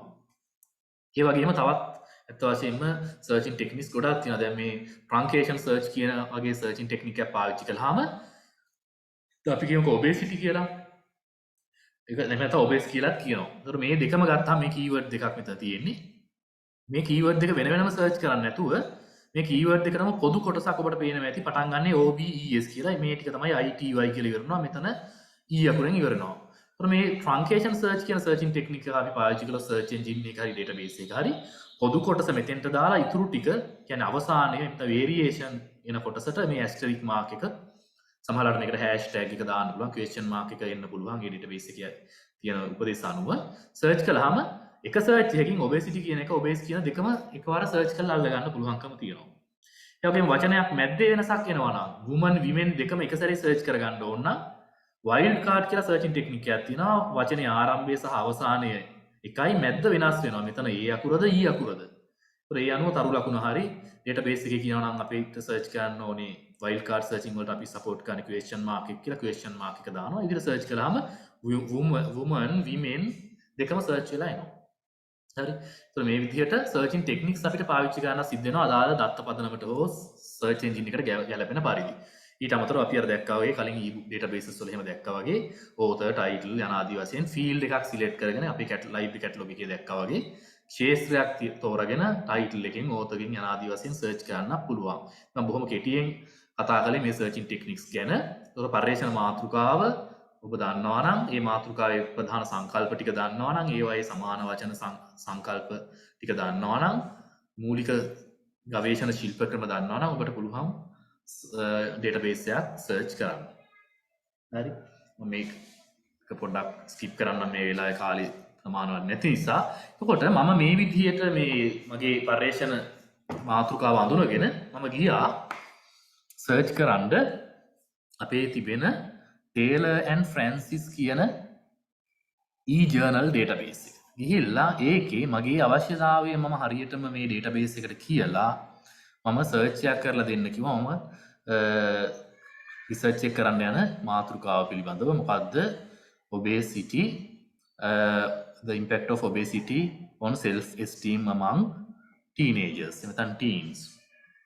හරි. ඔකට අපිට පේනවා ඇති මම මගේ search එකේදී search box එකට ගිහිල්ලා එයාට කියලා තියෙනවා මට ඕනේ obesity එහෙම නැත්නම් obesity උනත් කමන්නේ obese උනත් කමන්නේ overweight උනත් කමන්නේ ඒ වයින් මොනවා හරි එක ඒක සමග and ඊළඟට self esteem or depression මේ දෙකේ මොකක් හරි කමන්නේ and children or teens මෙන්න මේ ටික තියෙන ආටිකල්ස් මට හොයලා දෙන්න කියලා මම සර්ච් කරන්න කිව්වම එයා මට මෙන්න මේ විදිහට සර්ච් කළා පබ්ලිකේෂන් ටයිටල් එකෙන් තමයි මම සර්ච් කළේ කියන්නේ සංගරා ලිපියේ නමේ obesity හෝ obese or overweight සමග සංගරා ලිපියේ නමේ self esteem හෝ depression සමග නැවත වතාවක් ලිපියේ නාමයේ children හෝ teens කියලා තියෙන ලිපි හොයලා දෙන්න කිව්වම එයා බොහොම ලස්සනට මට සර්ච් කරලා කෙටි වෙලාවකින් මෙන්න ඔබට අදාළ වෙන ආටිකල්ස් මේ database එකේ තියෙනවා කියලා ආටිකල්ස් හතරක් මට හොයලා දීලා තියෙනවා. ඔබට පේනවා ඇති මේ ආටිකල්ස් වල ලිස්ට් එකක් ඉස්සෙල්ලාම එන්නේ.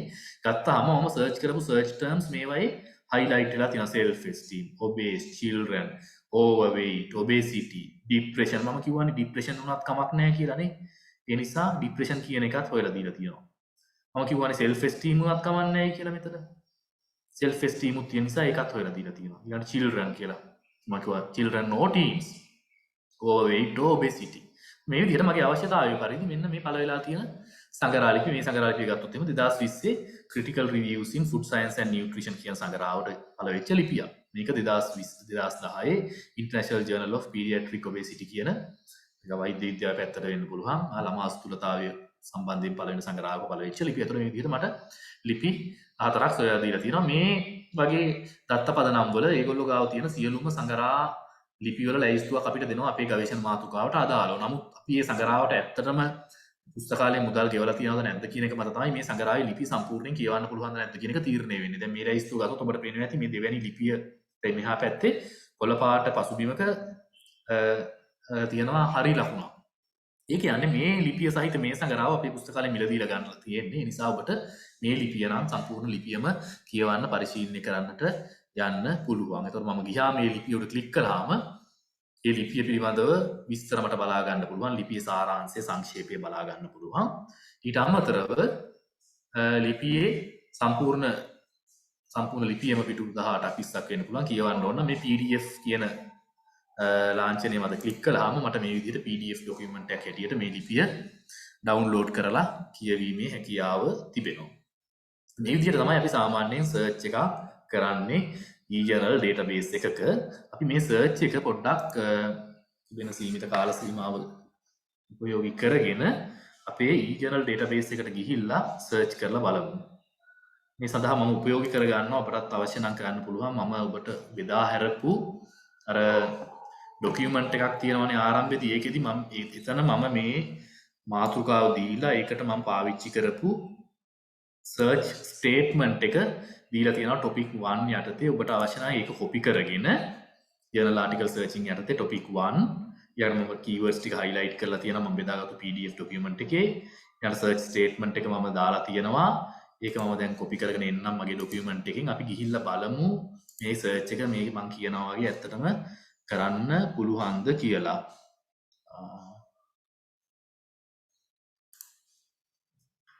එතකොට මම නැවත වතාවක් මගේ web browser එකට යනවා. ගිහිල්ලා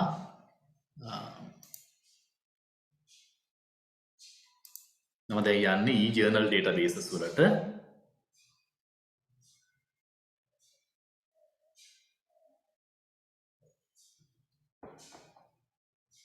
e-collection වල e-journals වලට ගිහිල්ලා මම හිතනවා ඔබට මගේ තිරේ දර්ශනය වෙනවා ඇති කියලා.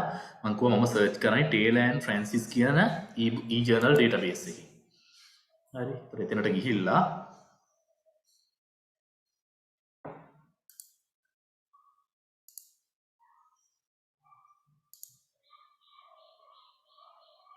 දැන් මාව database එකට අරගෙන යනවා. මම කැලණිය විශ්වවිද්‍යාලේ පාඨකයෙක් කියලා හඳුනගෙන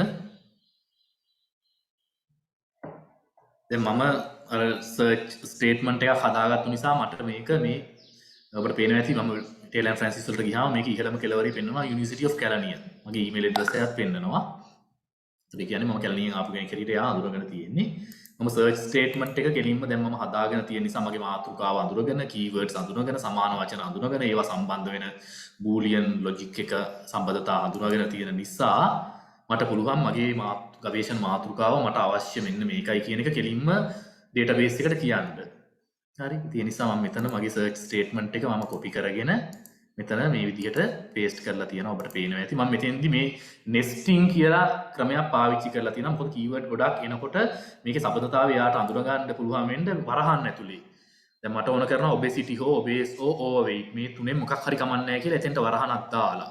ඊළඟට තමයි and කියන එක දාලා තියෙන්නේ. ඒතර and කියන එක මම කැපිටල් වලින් දාන්නේ එයාට අඳුර ගන්න පහසුයි මේක නිකම්ම වචනයක් නෙමෙයි and කියන්නේ මෙතන බූලියන් සබඳතාවය කියන එක. ඒකයි කැපිටල් වලින් දාලා තියෙන්නේ. ඊළඟට self esteem or depression and children or teens කියලා දාලා මම දැන් මේ සර්ච් කරන්න යන්නේ මේ database එක ඇතුලේ තියෙනවා 4.6 million articles 46 ලක්ෂයකට වැඩි ආටිකල්ස් තියෙනවා සංග්‍රහ ලිපියේ. අසලින් මට අවශ්‍ය කරන සංග්‍රහ ලිපි ටික හරියටම හොයාගන්න හින්දා තමයි මම මේ විස්තරාත්මකව මේ මගේ අවශ්‍යතාවයේ ඩේටාබේස් එකට කියන්නේ. ඉතින් අපි කියලා බලමු හොයලා දෙයිද කියලා.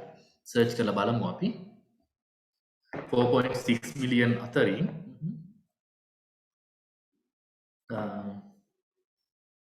ඉතින් පොඩි ගැටලුවක් ඇවිල්ලා තියෙනවා. මෙතන අපි සාමාන්‍ය සර්ච් එකට ගිය නිසා මම එයා මුළු හැම තැනින්ම සර්ච් කරා. ඒකයි මේ 17000ක් ආවේ. දැන් මට මේක ගිහිල්ලා මේ ලිමිට් කරගන්න පුළුවන් ෆීල්ඩ් එකකට මට ඇත්තටම ඕන කරන්නේ ටයිටල් එකේ මගේ මේ මාතෘකාව තියෙනවා. ඒ නිසා මම මෙතන ගිහලා ටයිටල් එක සිලෙක්ට් කරගන්නම්. මෙතන මම සාමාන්‍ය සර්ච් එකක් කරපු නිසා එයා හැම තැනම තියෙන ඒවා ඔක්කොම මගේ සර්ච් ටර්ම් වලට අදාළව හොයලා දීලා තියෙනවා. ඒකයි මෙච්චර විශාල ප්‍රමාණයක් 17000ක් තියෙන්නේ. ඒ නිසා මම මොඩිෆයි කළා සර්ච් එක. මෙතෙන්ට ගිහලා මම මේක මට වළක්ව ගන්න තිබ්බ ඇඩ්වාන්ස් සර්ච් වලට ගියා නම් කෙලින්ම ෆීල්ඩ් එක සර්ච් කරන්නම තිබුණා. මම නමුත් මෙතනදී ඒක කරන්නම්. ටයිටල් සර්ච් එකක් කළාම ආටිකල් 4ක් පෙන්නනවා. බලන්න මම හෙව්ව මාතෘකාව ටයිටල් එකේ obesity හෝ obese මම අර තිරේ පෙන්නපු එකමයි මම මේ ඔයන්ට ලයිව් එකක් කරලා පෙන්නන්නේ. දැන් බලුවාම ආටිකල් 4ක් පෙන්නනවා. පළවෙනි ආටිකල් එක, දෙවෙනි එක, තුන්වෙනි එක, හතරවෙනි එක. මේ ආටිකල් 4න් දෙකක්ම අපිට ඇක්සස් තියෙනවා, ෆුල් ඇක්සස් තියෙනවා. දැන් අපි ගිහලා බලමු අපි අර බලපු එකම. මෙතනින් අපි වර්ගන යනවා අදාළ සංග්‍රහයේ ලිපිය තියෙන පිටුවට. හරි. critical reviews in food science and nutrition කියන සංග්‍රහයේ මෙන්න ලිපිය. මේ ලිපිය ඇත්තටම HTML ෆයිල් එකක් හැටියට සම්පූර්ණයෙන්ම වෙබ් බ්‍රවුසර් එක හරහා කියවන්න පුළුවන්, රෙෆරන්ස් ලිස්ට් එක හරහා ඔක්කොම කියවන්න පුළුවන්. නමුත් අපි ගොඩක් දෙනෙක් කැමති PDF ෆයිල් එක කියවන එක තමයි අපිට පහසු. ඒ නිසා PDF උඩ ක්ලික් කළාම අපිට PDF ෆයිල් එක ඩවුන්ලෝඩ් වෙනවා. කියන්නේ තිරයට එනවා. මේක ඊළඟට අපිට මෙතෙන්ට ගිහිල්ලා ඩවුන්ලෝඩ් කරගන්න පුළුවන්. ඔබට පේන පිටු 17ක ආටිකල් එකක් අර සංග්‍රහවක තියෙනවා වගේම ඒ වගු ප්‍රස්තාර ඒවා සියල්ල එක්ක රූප සටහන් එක්ක රෙෆරන්ස් ලිස්ට් එකත් එක්ක සම්පූර්ණ ලිපියම මේ අපිට දාගන්න පුළුවන්. ඊළඟට ඒක අපිට PDF ෆයිල් එක දැන් මේ පැත්තෙන් ඩවුන්ලෝඩ් වෙනවා. ඩවුන්ලෝඩ් කරගන්න පුළුවන්. ඊළඟට මේක අපිට විමර්ශන ලයිස්තුවකට එහෙම අපි කියවීම් ලයිස්තුවකට දාගන්න ඕන නම් මෙතන තියෙනවා මේ ආටිකල් එක අපි රෙෆරන්ස් ලිස්ට් එකට දාන්නේ කොහොමද කියලා කතුරුවරුන්ගේ නම, අවුරුද්ද, සංග්‍රහ ලිපියේ නම, සංග්‍රහයේ නම, කාණ්ඩ කලාප අංකය, අඩවිය ඒවා ඔක්කොම එක මේක කොපි කරලා පේස්ට් කරගත්තාම රෙෆරන්ස් එකත් අපිට තියාගන්න පුළුවන්. දැන් මට මේක ඩවුන්ලෝඩ් කරන්න ඕන නම් කොහෙද මේක ඩවුන්ලෝඩ් කරන්න ඕනේ කියලා අහනවා. මම මේක ඩවුන්ලෝඩ් කරන්න යන්නේ නැහැ. නමුත් මේ පහසුකම තිබෙන බව තමයි මට පෙන්වන්නට උවමනා කළේ. හරි. මේ විදිහට තමයි අපි ආටිකල් එකක් ඩවුන්ලෝඩ් කරගන්නේ e-journal database එකකට ගිහිල්ලා. දැන් මම නැවත වතාවක් මගේ PowerPoint slides වලට යන්නම්.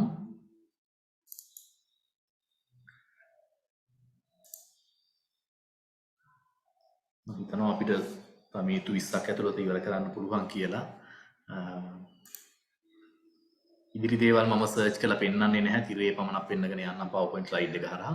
ඊළඟටම තව මාතෘකාවක් ගත්තා. මේකත් ගිය අවුරුද්දේ ෆයිනල් ලියලා ළමෙක් රිසර්ච් කරන්න බලාපොරොත්තු වෙනවා කියලා කතා කරපු මාතෘකාවක්.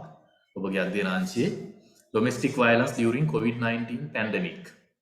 COVID-19 මේ වසංගත කාලය තුල ගෘහස්ත හිංසනයේ ප්‍රචණ්ඩත්වය කොහොමද වැඩි වෙලාද අඩු වෙලාද ඒකට බලපාන සාධක ශ්‍රී ලංකාව ආශ්‍රයෙන් රිසර්ච් එකක් කරනවා කියලා කෙනෙක් කිව්වා. ඒතකොට මෙතෙන්දිත් මම කළේ මොකද්ද? ඒ කෙනාට උදව් කරනකොට තොරතුරු හොයාගන්න මේ මාතෘකාව මෙහෙම ගෙනහිල්ලා e-journal database වල සර්ච් කළේ නෑ. මම උදව් කළා එයාගේ මාතෘකාවේ තියෙන key concepts අඳුර ගන්න. domestic violence, COVID-19 ඊළඟට ශ්‍රී ලංකා. ඊළඟට ඩොමෙස්ටික් වයලන්ස් කිව්වහමත් මේ විෂය පිළිබඳ ප්‍රාමාණික විද්වතුන් මෙතන ඉන්න නිසා දන්න ඇති. ඒක විවිධ සංකල්ප විවිධ නම් වලින් හඳුන්වනවා. මේක ඩොමෙස්ටික් වයලන්ස් කියලා පොදුවේ කියන්න පුළුවන්. එහෙම නැත්නම් violence against කියලා womenද menද childrenද ඒවා ඊළඟට කෙටි නම වලින් VAWC VAM යන ආදී වශයෙන් නැත්නම් domestic abuse කියලා කියනවා, intimate partner violence IPV කියනවා, family violence, child abuse, abusive partner, gender based violence ඊළඟට ඒ වර්ග ගොඩක් තියෙනවා abuse, psychological abuse වෙන්න පුළුවන්, physical abuse, sexual abuse, financial abuse සල්ලි නම් සල්ලි දෙන්නේ නැහැ මහත්තයා නෝනාට. ඒක financial abuse. නෝනාට රස්සාවට යන්නත් බෑ මේ COVID-19 කාලේ.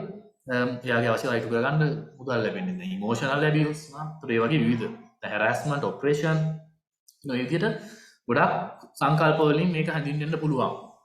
සමාන සංකල්ප තියෙන්න පුළුවන්. ඒ නිසා තමයි ඒව අඳුරගත්තේ. ඊළඟට COVID-19 කිව්වහම කොරෝනා කියනවා, නිව් කොරෝනා කියනවා, කොරෝනා වෛරස් කියනවා, පැන්ඩමික් කියනවා, සමහරු ලොක්ඩවුන් කියනවා, කොරන්ටයින් කියනවා, අයිසොලේෂන් කියනවා, සෝෂියල් ඩිස්ටන්සිං සමාජ දුරස්ථභාවය කියනවා. ඒ නැතත් COVID-19 වෙන්න කලිනුත් වෙනත් සමාන තත්ත්වයන් යටතේ ගෘහස්ත හිංසනය ඇති වෙනවා වෙන්න පුළුවන්. උදාහරණයක් ගත්තොත් අපි කිව්වොත් එහෙම කර්ෆියු එකක් තියෙන කාලේ අපි කියමුකෝ සති ගණන් දවස් ගණන් ගෙදරට වෙලා ගෙවල් වල මිනිස්සුන්ට ඉන්න සිද්ධ වෙනකොටත් ඩොමෙස්ටික් වයලන්ස් එන්න පුළුවන්. දීර්ඝ නිමාඩු කාලේ විදේශ රටවල් වල එහෙම තියෙන ලොකු ගැටලුවක් අවුරුදු නිමාඩු නත්තල් නිමාඩු වෙනකොට ගෙවල් වල මේ ප්‍රශ්න වැඩි, පැමිණිලි වැඩි, ඒ වගේ දේවල් එනවා. එහෙම නැත්නම් ප්‍රෙග්නන්සි කාලේ කාන්තාව ගෙදරට සීමා වෙන කාලේ නැත්නම් යුද්ධ සමයක මිනිස්සු ගෙදරටම කොටු වෙලා එහෙම නැත්නම් මේ හිර වෙලා ඉන්න කාලෙදී මේ විදිහට ඒ සමාන වෙනස් සිටුේෂන්. දැන් COVID-19 අලුතෙන් ආපු නිසා රිසර්ච් අඩු වුණා වුණත් යුද්ධ කාලෙදී එහෙම නැත්නම් කර්ෆියු තියෙන කාලෙදී නිමාඩු කාලවලදී කොහොමද උනේ කිව්වොත් එහෙම ඒ රිසර්ච් කරපු ආකාරය ඒවයි සොයා ගැනීම සමහරවිට අපිට ඇප්ලයි කරන්න පුළුවන් වෙන්න ඉඩ තියෙනවා COVID-19 වගේ සිටුේෂන් එකකට. මොකද ඒකත් එක්තරා ආකාරයක ලොක්ඩවුන් සිටුේෂන් එකක් නිසා. හරි. ඊළඟට ශ්‍රී ලංකාව කිව්වම රූරල් ශ්‍රී ලංකාවද නැත්නම් අර්බන් ශ්‍රී ලංකාවද ශ්‍රී ලංකාවෙන් එහාට ගිහිල්ලා ශ්‍රී ලංකාව හා සමාන වෙනත් රටවල් වල කේසස් ස්ටඩි කරන්න පුළුවන්. ඉන්දියාව වෙන්න පුළුවන්, බංගලිදේශ වෙන්න පුළුවන්, සවුත් ඒෂියාව වෙන්න පුළුවන්. ඒ වගේම නැත්නම් සංවර්ධනය වෙමින් පවතින රටවල් වෙන්න පුළුවන්. ඒතර මේ විදිහට මාතෘකාව ගවේෂණය පළල් කරන්න, පටු කරන්න පුළුවන්. මේ විදිහට අදාළ මාතෘකාවට අදාළ කීවර්ඩ්ස් සහ සංකල්ප සහ ඒවයි සමාන විකල්ප වචන පද සංකල්ප තෝරගත්තා. ඊළඟට මම මේ සර්ච් එක කරන්න පාවිච්චි කළා අපේ EBSCOhost e-journal database එක. මම ඔබට කිව්වා EBSCOhost ගත්තාම e-book database එකකුත් තියෙනවා, e-journal database එකකුත් තියෙනවා කියලා. එතෙන්ට ගිහිල්ලා මම කිව්වා ටයිටල් එක තෝරගෙන e-journal database එකේ ටයිටල් එකේ domestic violence හෝ domestic abuse හෝ intimate partner violence මෙතෙන්දී ඔබට පේනවා මම අර phrase search කියන ටෙක්නික් එක පාවිච්චි කරලා තියෙනවා. ඊළඟට o කියන boolean operator එක පාවිච්චි කරලා මෙතෙන්දී මේ දෙක කනෙක්ට් කරන්න and කියන එක මෙතන පාවිච්චි කළා. මේ අතර o පාවිච්චි කරලා and COVID-19 හෝ corona virus හෝ 2019 new corona virus මේ ඔක්කොම ටයිටල් එකෙන් මට සර්ච් කරලා දෙන්න කිව්වහම මේ තියෙන යා සර්ච් කරලා මට දුන්න journal articles. දැන් මේ පළවෙනි එකම ගත්තාම ඔබට පේනවා impact of the COVID-19 pandemic on intimate partner violence in Sudan, Malawi and Kenya. මේ අප්‍රිකානු රාජ්‍යයන් තුනක් ඇසුරෙන් කරපු අධ්‍යයනයක්. ඒකට අපේ මේ පරිශන මාතෘකාවට සමානයි. මගේ search terms ඔක්කොම මෙතන තියෙනවා නේද බලන්න. COVID-19 කියලා මම ඉල්ලුවා ඒක තියෙනවා. domestic violence, domestic abuse හෝ intimate partner violence කියපු නිසා ඒකක් තියෙනවා. හරි. ඒකට මේ ඔක්කොම තියෙන මේ journal article එකක්. හැබැයි මේ journal එක reproductive health කියන journal එක කියලා journal එක volume 18 issue 1 මේ journal එකේ නැත කාලේ ගිය article එකක්. ඊට තවත් එකක් තියෙනවා coping with intimate partner violence and the COVID-19 lockdown, the perspectives of service professionals in Spain කියලා.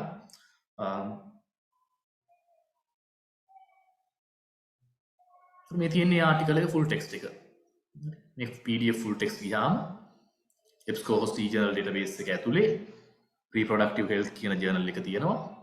ඒකේ 2021 අවුරුද්දේ 18 වෙනි වෙළුවේ පළවෙනි කලාපේ මෙන්න මේ කතුරුවරු ටික විසින් මෙන්න මේ වගේ ලිපියක් ලියලා තියෙනවා. ඒ ලිපියට අපිට access තියෙනවා. මෙන්න full text එක. ඔබට online කියවන්න පුළුවන් පිටුවටක ආටිකල් එකක්. එහෙම නැත්නම් download කරගන්න පුළුවන්. හරි. ඊළඟට මම මේ මාතෘකාවම අරන් ගිහිල්ලා තවත් අපේ තියෙන database එකක් Emerald Insight කියලා e-journal database එකක්. ඒකෙත් මම පොඩි search එකක් කළා. එතෙන්දී මම ගොඩක් keyword දන්නේ නැහැ. domestic violence and COVID-19 කියලා දැම්මේ. එමරල්ඩ් එකට යනකොට අර යූසර් නේම් පාස්වර්ඩ් දීලා යන්න. ඒතකොට කැලණි විශ්වවිද්‍යාලයෙන් ආපු කෙනෙක් කියලා අඳුර ගන්නවා e-journal database එක. එතනත් මට හම්බුණා මේ වගේ ආටිකල්ස් ගණනාවක් COVID-19 and domestic violence impact on mental health 2021 ජුලයි මාසේ පළ වෙච්ච මෑත කාලීනව සංග්‍රහ ලිපිය. තව එකක් හම්බුණා domestic abuse and intimate partner violence the role of digital by design 2021 ආටිකල් එක. මේ තියෙනවා මාර කියපු ආටිකල් එක prevention and response to gender based violence during novel COVID-19 lockdown in Uganda. The Journal of Adult Protection කියන සංග්‍රහයේ පළවෙච්ච මෑත කාලේ පළවෙච්ච සංග්‍රහ ලිපියක්. මේ තියෙන ලිපිය ෆුල් ටෙක්ස්ට් එක මට ඩවුන්ලෝඩ් කරගන්න පුළුවන් වුණා එමරල්ඩ් කියන ඩේටාබේස් එකට ගිහිල්ලත් මම සර්ච් කළා මේ මාතෘකාවට. ඔබට වෙනවාගේ ඩේටාබේස් එක මාරු කරාම වෙනත් සංග්‍රහ වලින් එන පරිවර්තන ලිපි හොයාගන්න පුළුවන්. ඒ වගේම මම අර ටේලර් ඇන්ඩ් ෆ්‍රැන්සිස් ඩේටාබේස් එකකට ගියා. ඉස්සෙල්ලා අපි පරිවර්තන මාතෘකාව සර්ච් කළේ ඔබෙසිටි ගැන. එතෙන්ට ගිහිල්ලා මේ මාතෘකාව සර්ච් කරලා බැලුවා. බැලුවාම එතනක් තියෙනවා සමහර ලිපි. COVID-19 urgency for distancing from domestic violence. European Journal of Psychotraumatology කියන ජර්නල් එකේ ගිය ආටිකල් එක. ඒකත් මේ විදිහට ෆුල් ටෙක්ස්ට් යන්න පුළුවන්. ඒතර මේ විදිහට ඔබ පරිශ්‍රණයක යෙදෙන කෙනෙක් නම් අපේ e-journal databases වලට ගිහිල්ලා ඔබේ පරිශ්‍රණ මාතෘකාව ඒකේ මාතෘකාව වෙන keywords අඳුරගෙන මේ සමාන පද විකල්ප පද අඳුරගෙන ඊළඟට ඒ සඳහා භාවිත කළ යුතු පරිශ්‍රණ ගවේෂණ ශිල්ප ක්‍රම පිළිබඳ යම්කිසි අවබෝධයක් ලබා ගත්තොත් ඔබට පුළුවන් ඔබේ සාහිත්‍ය ගවේෂණයට පරිශ්‍රණ අවශ්‍යතාවයට අදාළ ශාස්ත්‍රීය සංග්‍රහ ලිපි අපේ ඩේටාබේස් අසුරෙන් සොයා ගන්න. ඊට අමතරව මම මතුපිටින් පමණක් හැඳින්වීමක් කරන්නම්. දැන් මෙතෙක් මම මේ පෙන්නපු ඔක්කොම ඩේටාබේසස් ඔබ වෙනුවෙන් අපේ පාඨක ප්‍රජාව වෙනුවෙන් පුස්තකාලය මගින් විශ්වවිද්‍යාලය මගින් සල්ලි දීලා ගත්තා. අපි සල්ලි දීලා ගත්තේ නැත්නම් මේවා ඔබට බලන්න බෑ. මොකද මේවා වාණිජ දත්ත පදනම්. යම් හේකින් ඊළඟ වසරේදී ප්‍රමාණවත් නොවුණොත් ප්‍රතිපාදන මේ ඩේටාබේස් එක අපි සබ්ස්ක්‍රිප්ෂන්ස් දායකත්වයන් අලුත් කරේ නැත්නම් මේ අවුරුද්දට තිබ්බට ඊළඟ අවුරුද්දට නැතු වෙනවා. නමුත් ඒහා සමගාමීවම වාණිජ ප්‍රකාශන වලට අමතරව අද වෙනකොට ලෝකේ තවත් මේ ශාස්ත්‍රීය තොරතුරු එකතු කරගන්න පුළුවන් මූලාශ්‍ර වර්ගයක් තියෙනවා open source කියලා. open access sources විවෘත ප්‍රවේශ මූලාශ්‍ර කියලා. ඒ කියන්නේ නොමිලයේ පළ වෙන නමුත් විශ්වසනීයත්වයෙන් සාධිකාරීත්වයෙන් ඉහළ ශාස්ත්‍රීය විශේෂයෙන්ම ශාස්ත්‍රීය වාර සංග්‍රහ ලිපි වාර සංග්‍රහ වන් ඇතුළත් වෙන සේවාවන්. මේ වගේ ලෝකේ විවිධ පර්යේෂණ ආයතන විශ්වවිද්‍යාල උසස් අධ්‍යාපන වගේ ආයතන වාණිජමය අරමුණකින් තොරව පළ කරන. නැත්නම් වාණිජමය අරමුණකින් පළ කළා වුණත් පාඨකයාට මුදල් ගෙවන්න අවශ්‍ය වෙන්නේ නැති මේ වගේ ජර්නල්ස් තියෙනවා. මේවලට අපි කියනවා open access journals කියලා. open access journals. මෙන්න මේ විදිහ open access journals විශාල ප්‍රමාණයක් ලෝකේ තියෙනවා. දැන් මේක ප්‍රවණතාවයක් හැටියට මේ ලෝකේ යනවා ශාස්ත්‍රීය ලෝකේ සමහර ශාස්ත්‍රඥයෝ කැමති වාණිජ්‍ය ප්‍රකාශනයක පළ කරන්නේ නැතුව open access journal එකක තමුන්ගේ ආටිකල් එක පළ කරන්න. ඒ වගේ ජර්නල්ස් ඔබට හොයාගන්න ඕන නම් ඔබගේ විෂය ක්ෂේත්‍රයට අදාළව يعني මිලක් ගෙවන්නේ නැතුව නමුත් ඉහළ මට්ටමේ ගුණාත්මක භාවයකින් යුක්ත ශාස්ත්‍රීය වාර සංග්‍රහ සහ ලිපි හොයාගන්න ඕන නම් ඒ බඳු සංග්‍රහවන් ලැයිස්තුගත කරපු සේවාවක් තියෙනවා DOAJ කියලා Directory of Open Access Journals. මේකේ තියෙනවා ලෝකේ විවිධ රටවල් වල විවිධ ආකාරයේ පර්යේෂණ ආයතන විශ්වවිද්‍යාල විද්වත් සංගම් වලින් විවිධ විෂයන් යටතේ පළ කරන සංග්‍රහ 17000කට අධික ප්‍රමාණයක්. එතෙන්ට ගිහිල්ලා ඔබට පුළුවන් ඔබගේ විෂය ක්ෂේත්‍රයේ යටතේ තියෙන ජර්නල්ස් හොයාගන්න පුළුවන්. මේ විදිහට සිලෙක්ට් කරලා නැත්නම් ආටිකල්ස් හොයාගෙන ඒවා පරිශීලනය කරන්න පුළුවන්. දැන් මම උදාහරණයකට ගත්තාම peace and nuclear disarmament කියලා මේ සාමය සහ මෙනියස්ටික නිරවිකරණය කියන විෂය සම්බන්ධ ජර්නල් එකක්. ඇත්තට වශයෙන්ම මේ ජර්නල් එක ගහන්නේ වාණිජ්‍ය ප්‍රකාශකයෙක් ටේලර් ඇන්ඩ් ෆ්‍රැන්සිස් කියලා. නමුත් මේ ජර්නල් එක open access ජර්නල් එකක්. ඒ කියන්නේ මේ ජර්නල් එකට ආටිකල් ලියනවට කතුරුවරුන්ගෙන් සල්ලි ගන්නවා මේ කම්පැනිය. හැබැයි පාඨකයාට නොමිලේ බලන්න පුළුවන් ආටිකල් එක. ඒ නිසා තමයි අපි කියන්නේ open access කියලා. ඒගොල්ලෝ වියදම කවර් කරගන්නේ author fee එකක් charge කරලා. හරි. මේ ජර්නල් එක ඉහළ මට්ටමේ ජර්නල් එකක් ජාත්‍යන්තර ප්‍රකාශකයෙක් පළ කරන්නේ open access ජර්නල් එකක්. ඒකට මේකේ වෙබ්සයිට් එකට ගියාම මේකේ තියෙන ආටිකල්ස් බලා ගන්න පුළුවන්. මේ වගේ ආටිකල් මේ වගේ සංග්‍රහ 17000කට අධික ප්‍රමාණයක් Directory of Open Access DOAJ සේවාවේ තියෙනවා. ඒ වගේම මේ Archives of Scientific Psychology කියන ජර්නල් එක American Psychological Association එකෙන් ගන්න. මේකත් open access ජර්නල් එකක්. හරි. ඔබට ගිහිල්ලා අවශ්‍ය කරන ලිපියක් ඕනම කෙනෙකුට ලෝකේ ඕනම තැනක ඉඳගෙන අර යූසර් නේම් පාස්වර්ඩ් මොනවාක්වත් නැතුව පාවිච්චි කරන්න පුළුවන්කම තියෙනවා. ඒතකොට මේ වගේ open access literature එකක් තියෙනවා ඔබගේ ඕනම විෂයක් ශාස්ත්‍රයකට. දර්ශනය වේවා, මනෝවිද්‍යාව වේවා, සාමි සහ ගැටුම් නිරාකරණය වේවා. ඒ නිසා විශ්වවිද්‍යාලයේ මගින් දායක වූ දත්තපදනම් තුල පමණක් නෙවෙයි මේ වගේ open access journals වලටත් ගිහිල්ලා අවශ්‍ය තොරතුරු සොයලා බලන්න. ශ්‍රී ලංකාවේ ශ්‍රී ලංකා journals online SLJOL කියලා මේ වගේම ව්‍යාපෘතියක් තියෙනවා. ශ්‍රී ලංකාවේ විශ්වවිද්‍යාල උසස් අධ්‍යාපන ආයතන, පර්යේෂණ ආයතන, විද්වත් සංගම් වලින් පළ කරන ශාස්ත්‍රීය වාර සංග්‍රහ සඳහා නොමිලේ ප්‍රවේශයෙන්ට පුළුවන්. ලංකාවේ ප්‍රධාන පෙළේ ශාස්ත්‍රීය වාර සංග්‍රහ 109ක් අද වෙනකොට මේ ශ්‍රී ලංකා ජර්නල්ස් ඔන්ලයින් ව්‍යාපෘතිය යටතේ තියෙනවා. අපි මානව ශාස්ත්‍ර සමාජීය විද්‍යාව විෂයන් ගත්තාම ශ්‍රී ලංකා ජර්නල් ඔෆ් සෝෂියල් සයන්සස් වගේ ජාතික විද්‍යා පදනමෙන් මුලින්ම පළ කරන ප්‍රධාන පෙළේ සංග්‍රහාවක්. ඒ වගේම ශ්‍රී ලංකා ජර්නල් ඔෆ් හියුමැනිටීස් ඇන්ඩ් සෝෂියල් සයන්සස් වගේ ශාස්ත්‍රීය සංග්‍රහාවක්. වෙන ඇති සමහර මේ රැගින් වගේ taking female students perspective මේ වගේ සමහරට ඔබට සම්බන්ධ වෙන ලිපි තියෙන්න පුළුවන්. ඒ වගේම ශ්‍රී ලංකා ජර්නල් ඔෆ් සයිකියාට්‍රි තරමක් වෛද්‍ය විද්‍යාව කියන්නේ මනෝවෛද්‍ය විද්‍යාව පැත්තට සම්බන්ධ වුණත් මම දැක්ක සමහර ලිපි තියෙනවා psychological distress challenges and perceived needs among doctors and nurses during the COVID-19 pandemic කියලා. මේ වගේ මේ මෑත කාලේ 2021 දක්වා මේ පළ වෙන මේ වගේ සංග්‍රහ නොමිලයේ ලෝකේ ඕනම තැනක ඉන්න කෙනෙකුට ශ්‍රී ලංකා ජර්නල්ස් ඔන්ලයින් කියන ප්ලැට්ෆෝම් එක හරහා බලන්න පුළුවන්කම තිබෙනවා. ඒ නිසා මේ වගේ දේශීයවත් විදේශීයවත් යම්කිසි සැලකිය යුතු open access literature එකක් තියෙනවා ඔබගේ විෂයට. ඒ නිසා ධෛර්යමත් වෙන්න එපා. පුස්තකාලේ තුල ඔබට අවශ්‍ය කරන තොරතුරු නැහැ කියලා අපි මිලදී අරගෙන නැත්තම් දත්තපදනම් වශයෙන් පරිශන ලිපි ඇතුළත් දත්තපදනම් open access journals වලටත් ගිහිල්ලා බලන්න. ඒවයි තියෙන්නට පුළුවන්. ඊළඟට යම්කිසි ප්‍රයෝජනයක් ඔබට ඇති වේවි මේ අපේ පුස්තකාලේ thesis and dissertations පිළිබඳව විශේෂයෙන්ම අවසාන වසරේ නිබන්ධනවල සූදානම් වෙන අය මීට පෙර විශ්වවිද්‍යාලයේ පශ්චාත් උපාධි සඳහා MA, MSc, MPhil, PhD පාඨමාලා සඳහා විශ්වවිද්‍යාලයට බාර දුන්නු උපාධි නිබන්ධන අප පුස්තකාලයේ ශ්‍රී ලංකා එකතුවේ උපාධි නිබන්ධන එකතුව යටතේ මුද්‍රිත උපාධි නිබන්ධනය තියෙනවා. නමුත් ඔබට ඒ මුද්‍රිත උපාධි නිබන්ධනයේ සංක්ෂේපය සාර සංග්‍රහය කියන ඇබ්ස්ට්‍රැක්ට් එක දක්වා නිවසේ ඉඳලම මේ thesis and dissertations online කියන digital repository එක හරහා පුස්තකාල වෙබ් අඩවිය හරහා ගිහිල්ලා බලා ගන්න පුළුවන්. ඊට වශයෙන් පශ්චාත් උපාධි විශේෂයෙන්ම ශාස්ත්‍රපති උපාධි නිබන්ධනත් ඒ වගේම MPhil PhD thesis මේ විදිහට ලැයිස්තුගත කරලා තිබෙනවා. දැන් උදාහරණයකට ගත්තොත් එහෙම මේ ස්ට්‍රෙස් වෙන්න ඕනේ මේ ක්ලාමත කියලා කියන්නේ. එතකොට මේ පිළිබඳව කරපු අධ්‍යයනයක් MSc එකට දර්ශනීය අධ්‍යයන අංශයේ. එතකොට මේ විදිහට සාරාංශය දක්වා බලන්න පුළුවන්. මේ වගේ මේ මූලාශ්‍ර පාවිච්චි කරලා ඔබට පුළුවන් ඔබගේ පර්යේෂණ ද්විත්වකරණය වළක්ව ගන්න. ඒ කියන්නේ ඔබගේ පර්යේෂණ මාතෘකාව මීට කලින් කෙනෙක් පර්යේෂණ කරලා තියෙනවද නැද්ද? එහෙම කරලා තියෙනවා නම් ඔබත් කරන එක තේරුම් ගන්න නැහැ. අපි කියනවා රිසර්ච් ඩුප්ලිකේෂන් වෙනවා. ඩුප්ලිකේෂන් ඔෆ් රිසර්ච් කියලා පර්යේෂණ ද්විත්වකරණය වළක්ව ගන්න පුළුවන්. ඒ වගේම මේ අධ්‍යයනය මොන වගේ මාතෘකාවක් යටතේ කොයි වගේ ක්‍රමවේදයක් අනුගමනය කරමින්ද කරලා තියෙන්නේ, මූලික සොයා ගැනීම මොනවද කියන එක සාමාන්‍යයෙන් සාර සංග්‍රහයක ඇතුළේ වීම අපේක්ෂා කරනවා. ඒ නිසා ඒ දක්වා ඔබට නිවසේ ඉඳලා කියව ගන්න පුළුවන්.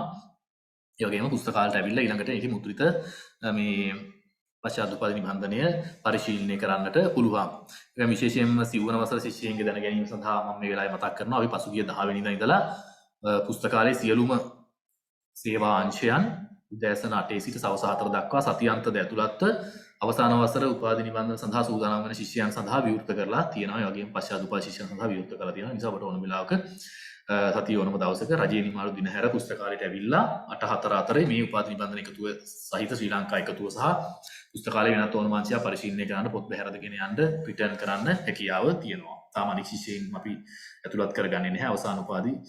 අවසාන වසරේ ශිෂ්‍යයන්ව පමණයි ඇතුළත් කරගන්නේ ගෞරව උපාධි පාඨමාලාවේ.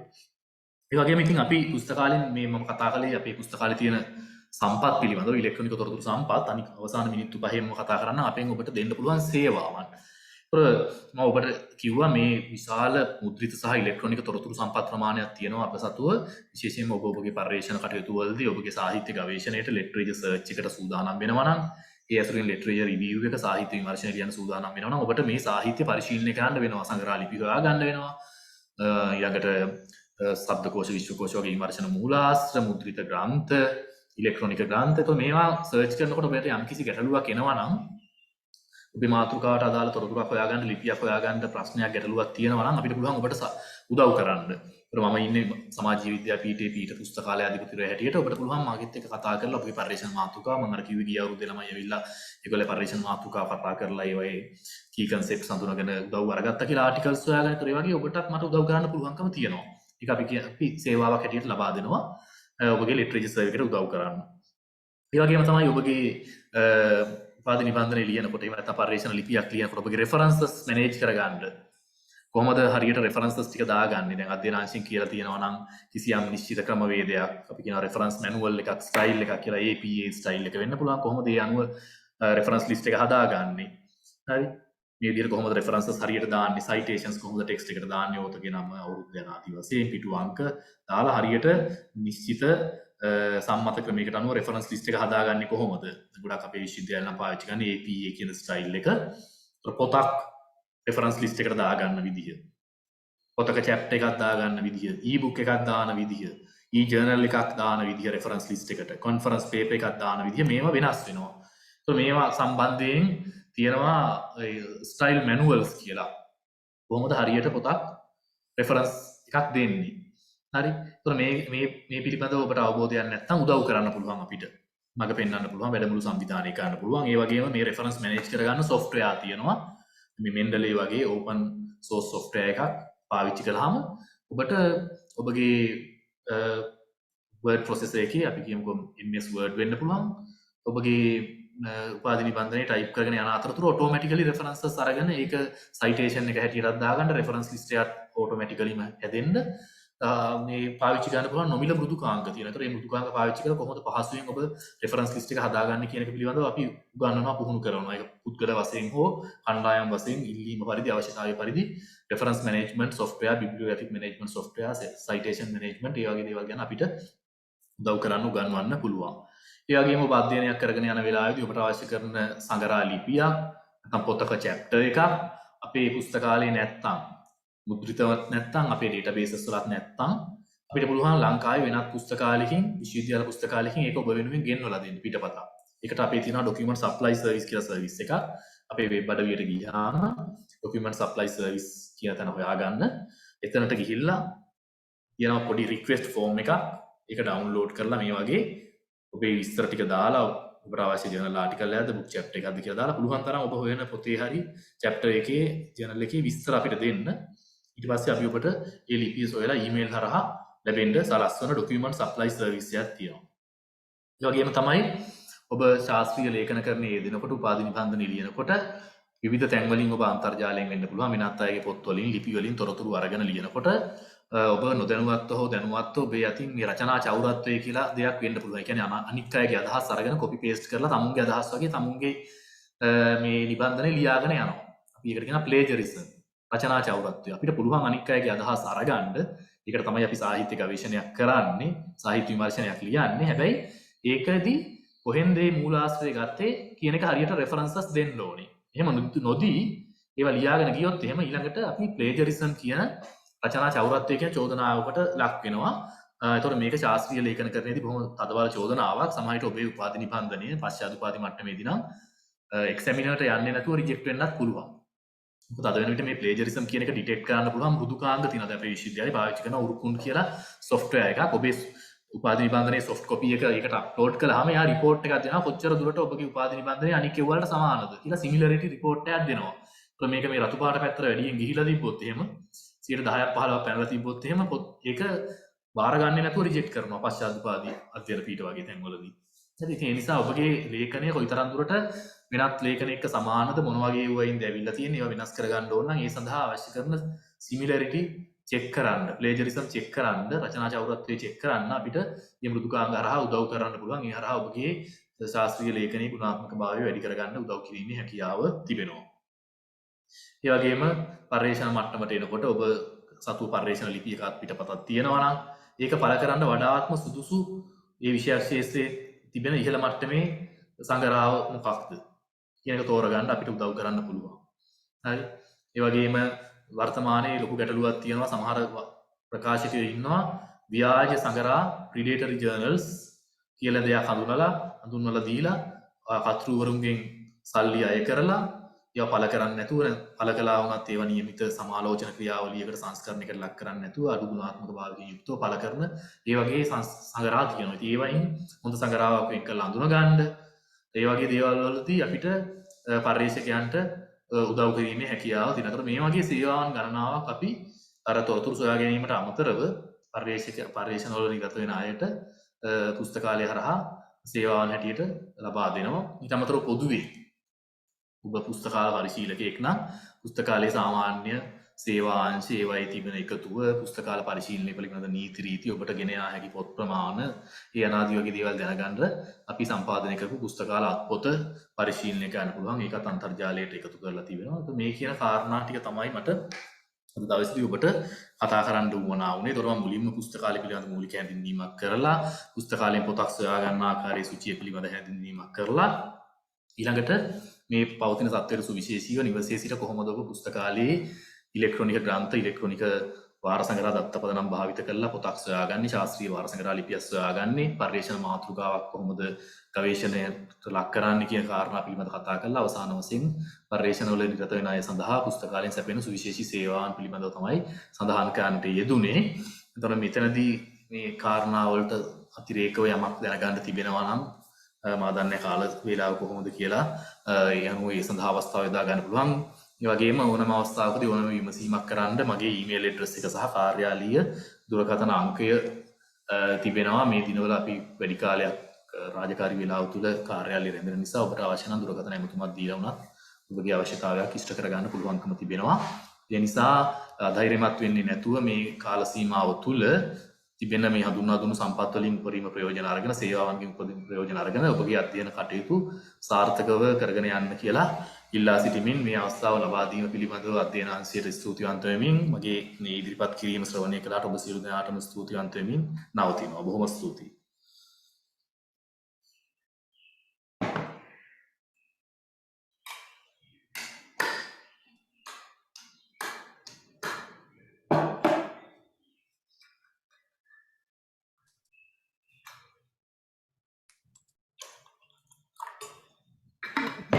මහතා ඔබතුමාටත් බෙහෙවින් ස්තුතිවන්ත වෙනවා. මම හිතන්නේ මේ අවස්ථාවට අපේ අංශාධිපතිතුමිය සම්බන්ධ වෙනවා කියලා කිව්වා. ඒ සම්බන්ධව මම හිතන්නේ අය විභාග කටයුතු වල ඉන්නේ මේ වෙලාවේ පශ්චාත් උපාධි විභාග කටයුතු වලට සම්බන්ධ වෙලා ඉන්නේ. ඒ නිසා යම් අපහසුතාවයක් වුණාද කියන්න දන්නේ නැහැ. කොහොම නමුත් අතරම ඔබතුමාට බෙහෙවින් ස්තුතිවන්ත වෙනවා.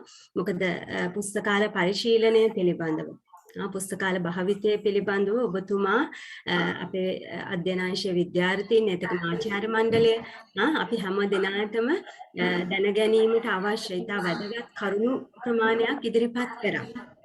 එතකම ඔබතුමා පැය දෙකකට ආසන්න කාලයක් පැය දෙකක් වගේ කාලයක් මේ නේද වැඩමුළුව සඳහා සම්බන්ධ වුණා. ඇත්තටම කාර්යබහුල අවස්ථාවක පුස්තකාලය ආශ්‍රිත නේද වැඩ කටයුතු මේ මොහොතේ බොහෝ දේවල් සිදු වෙනවා.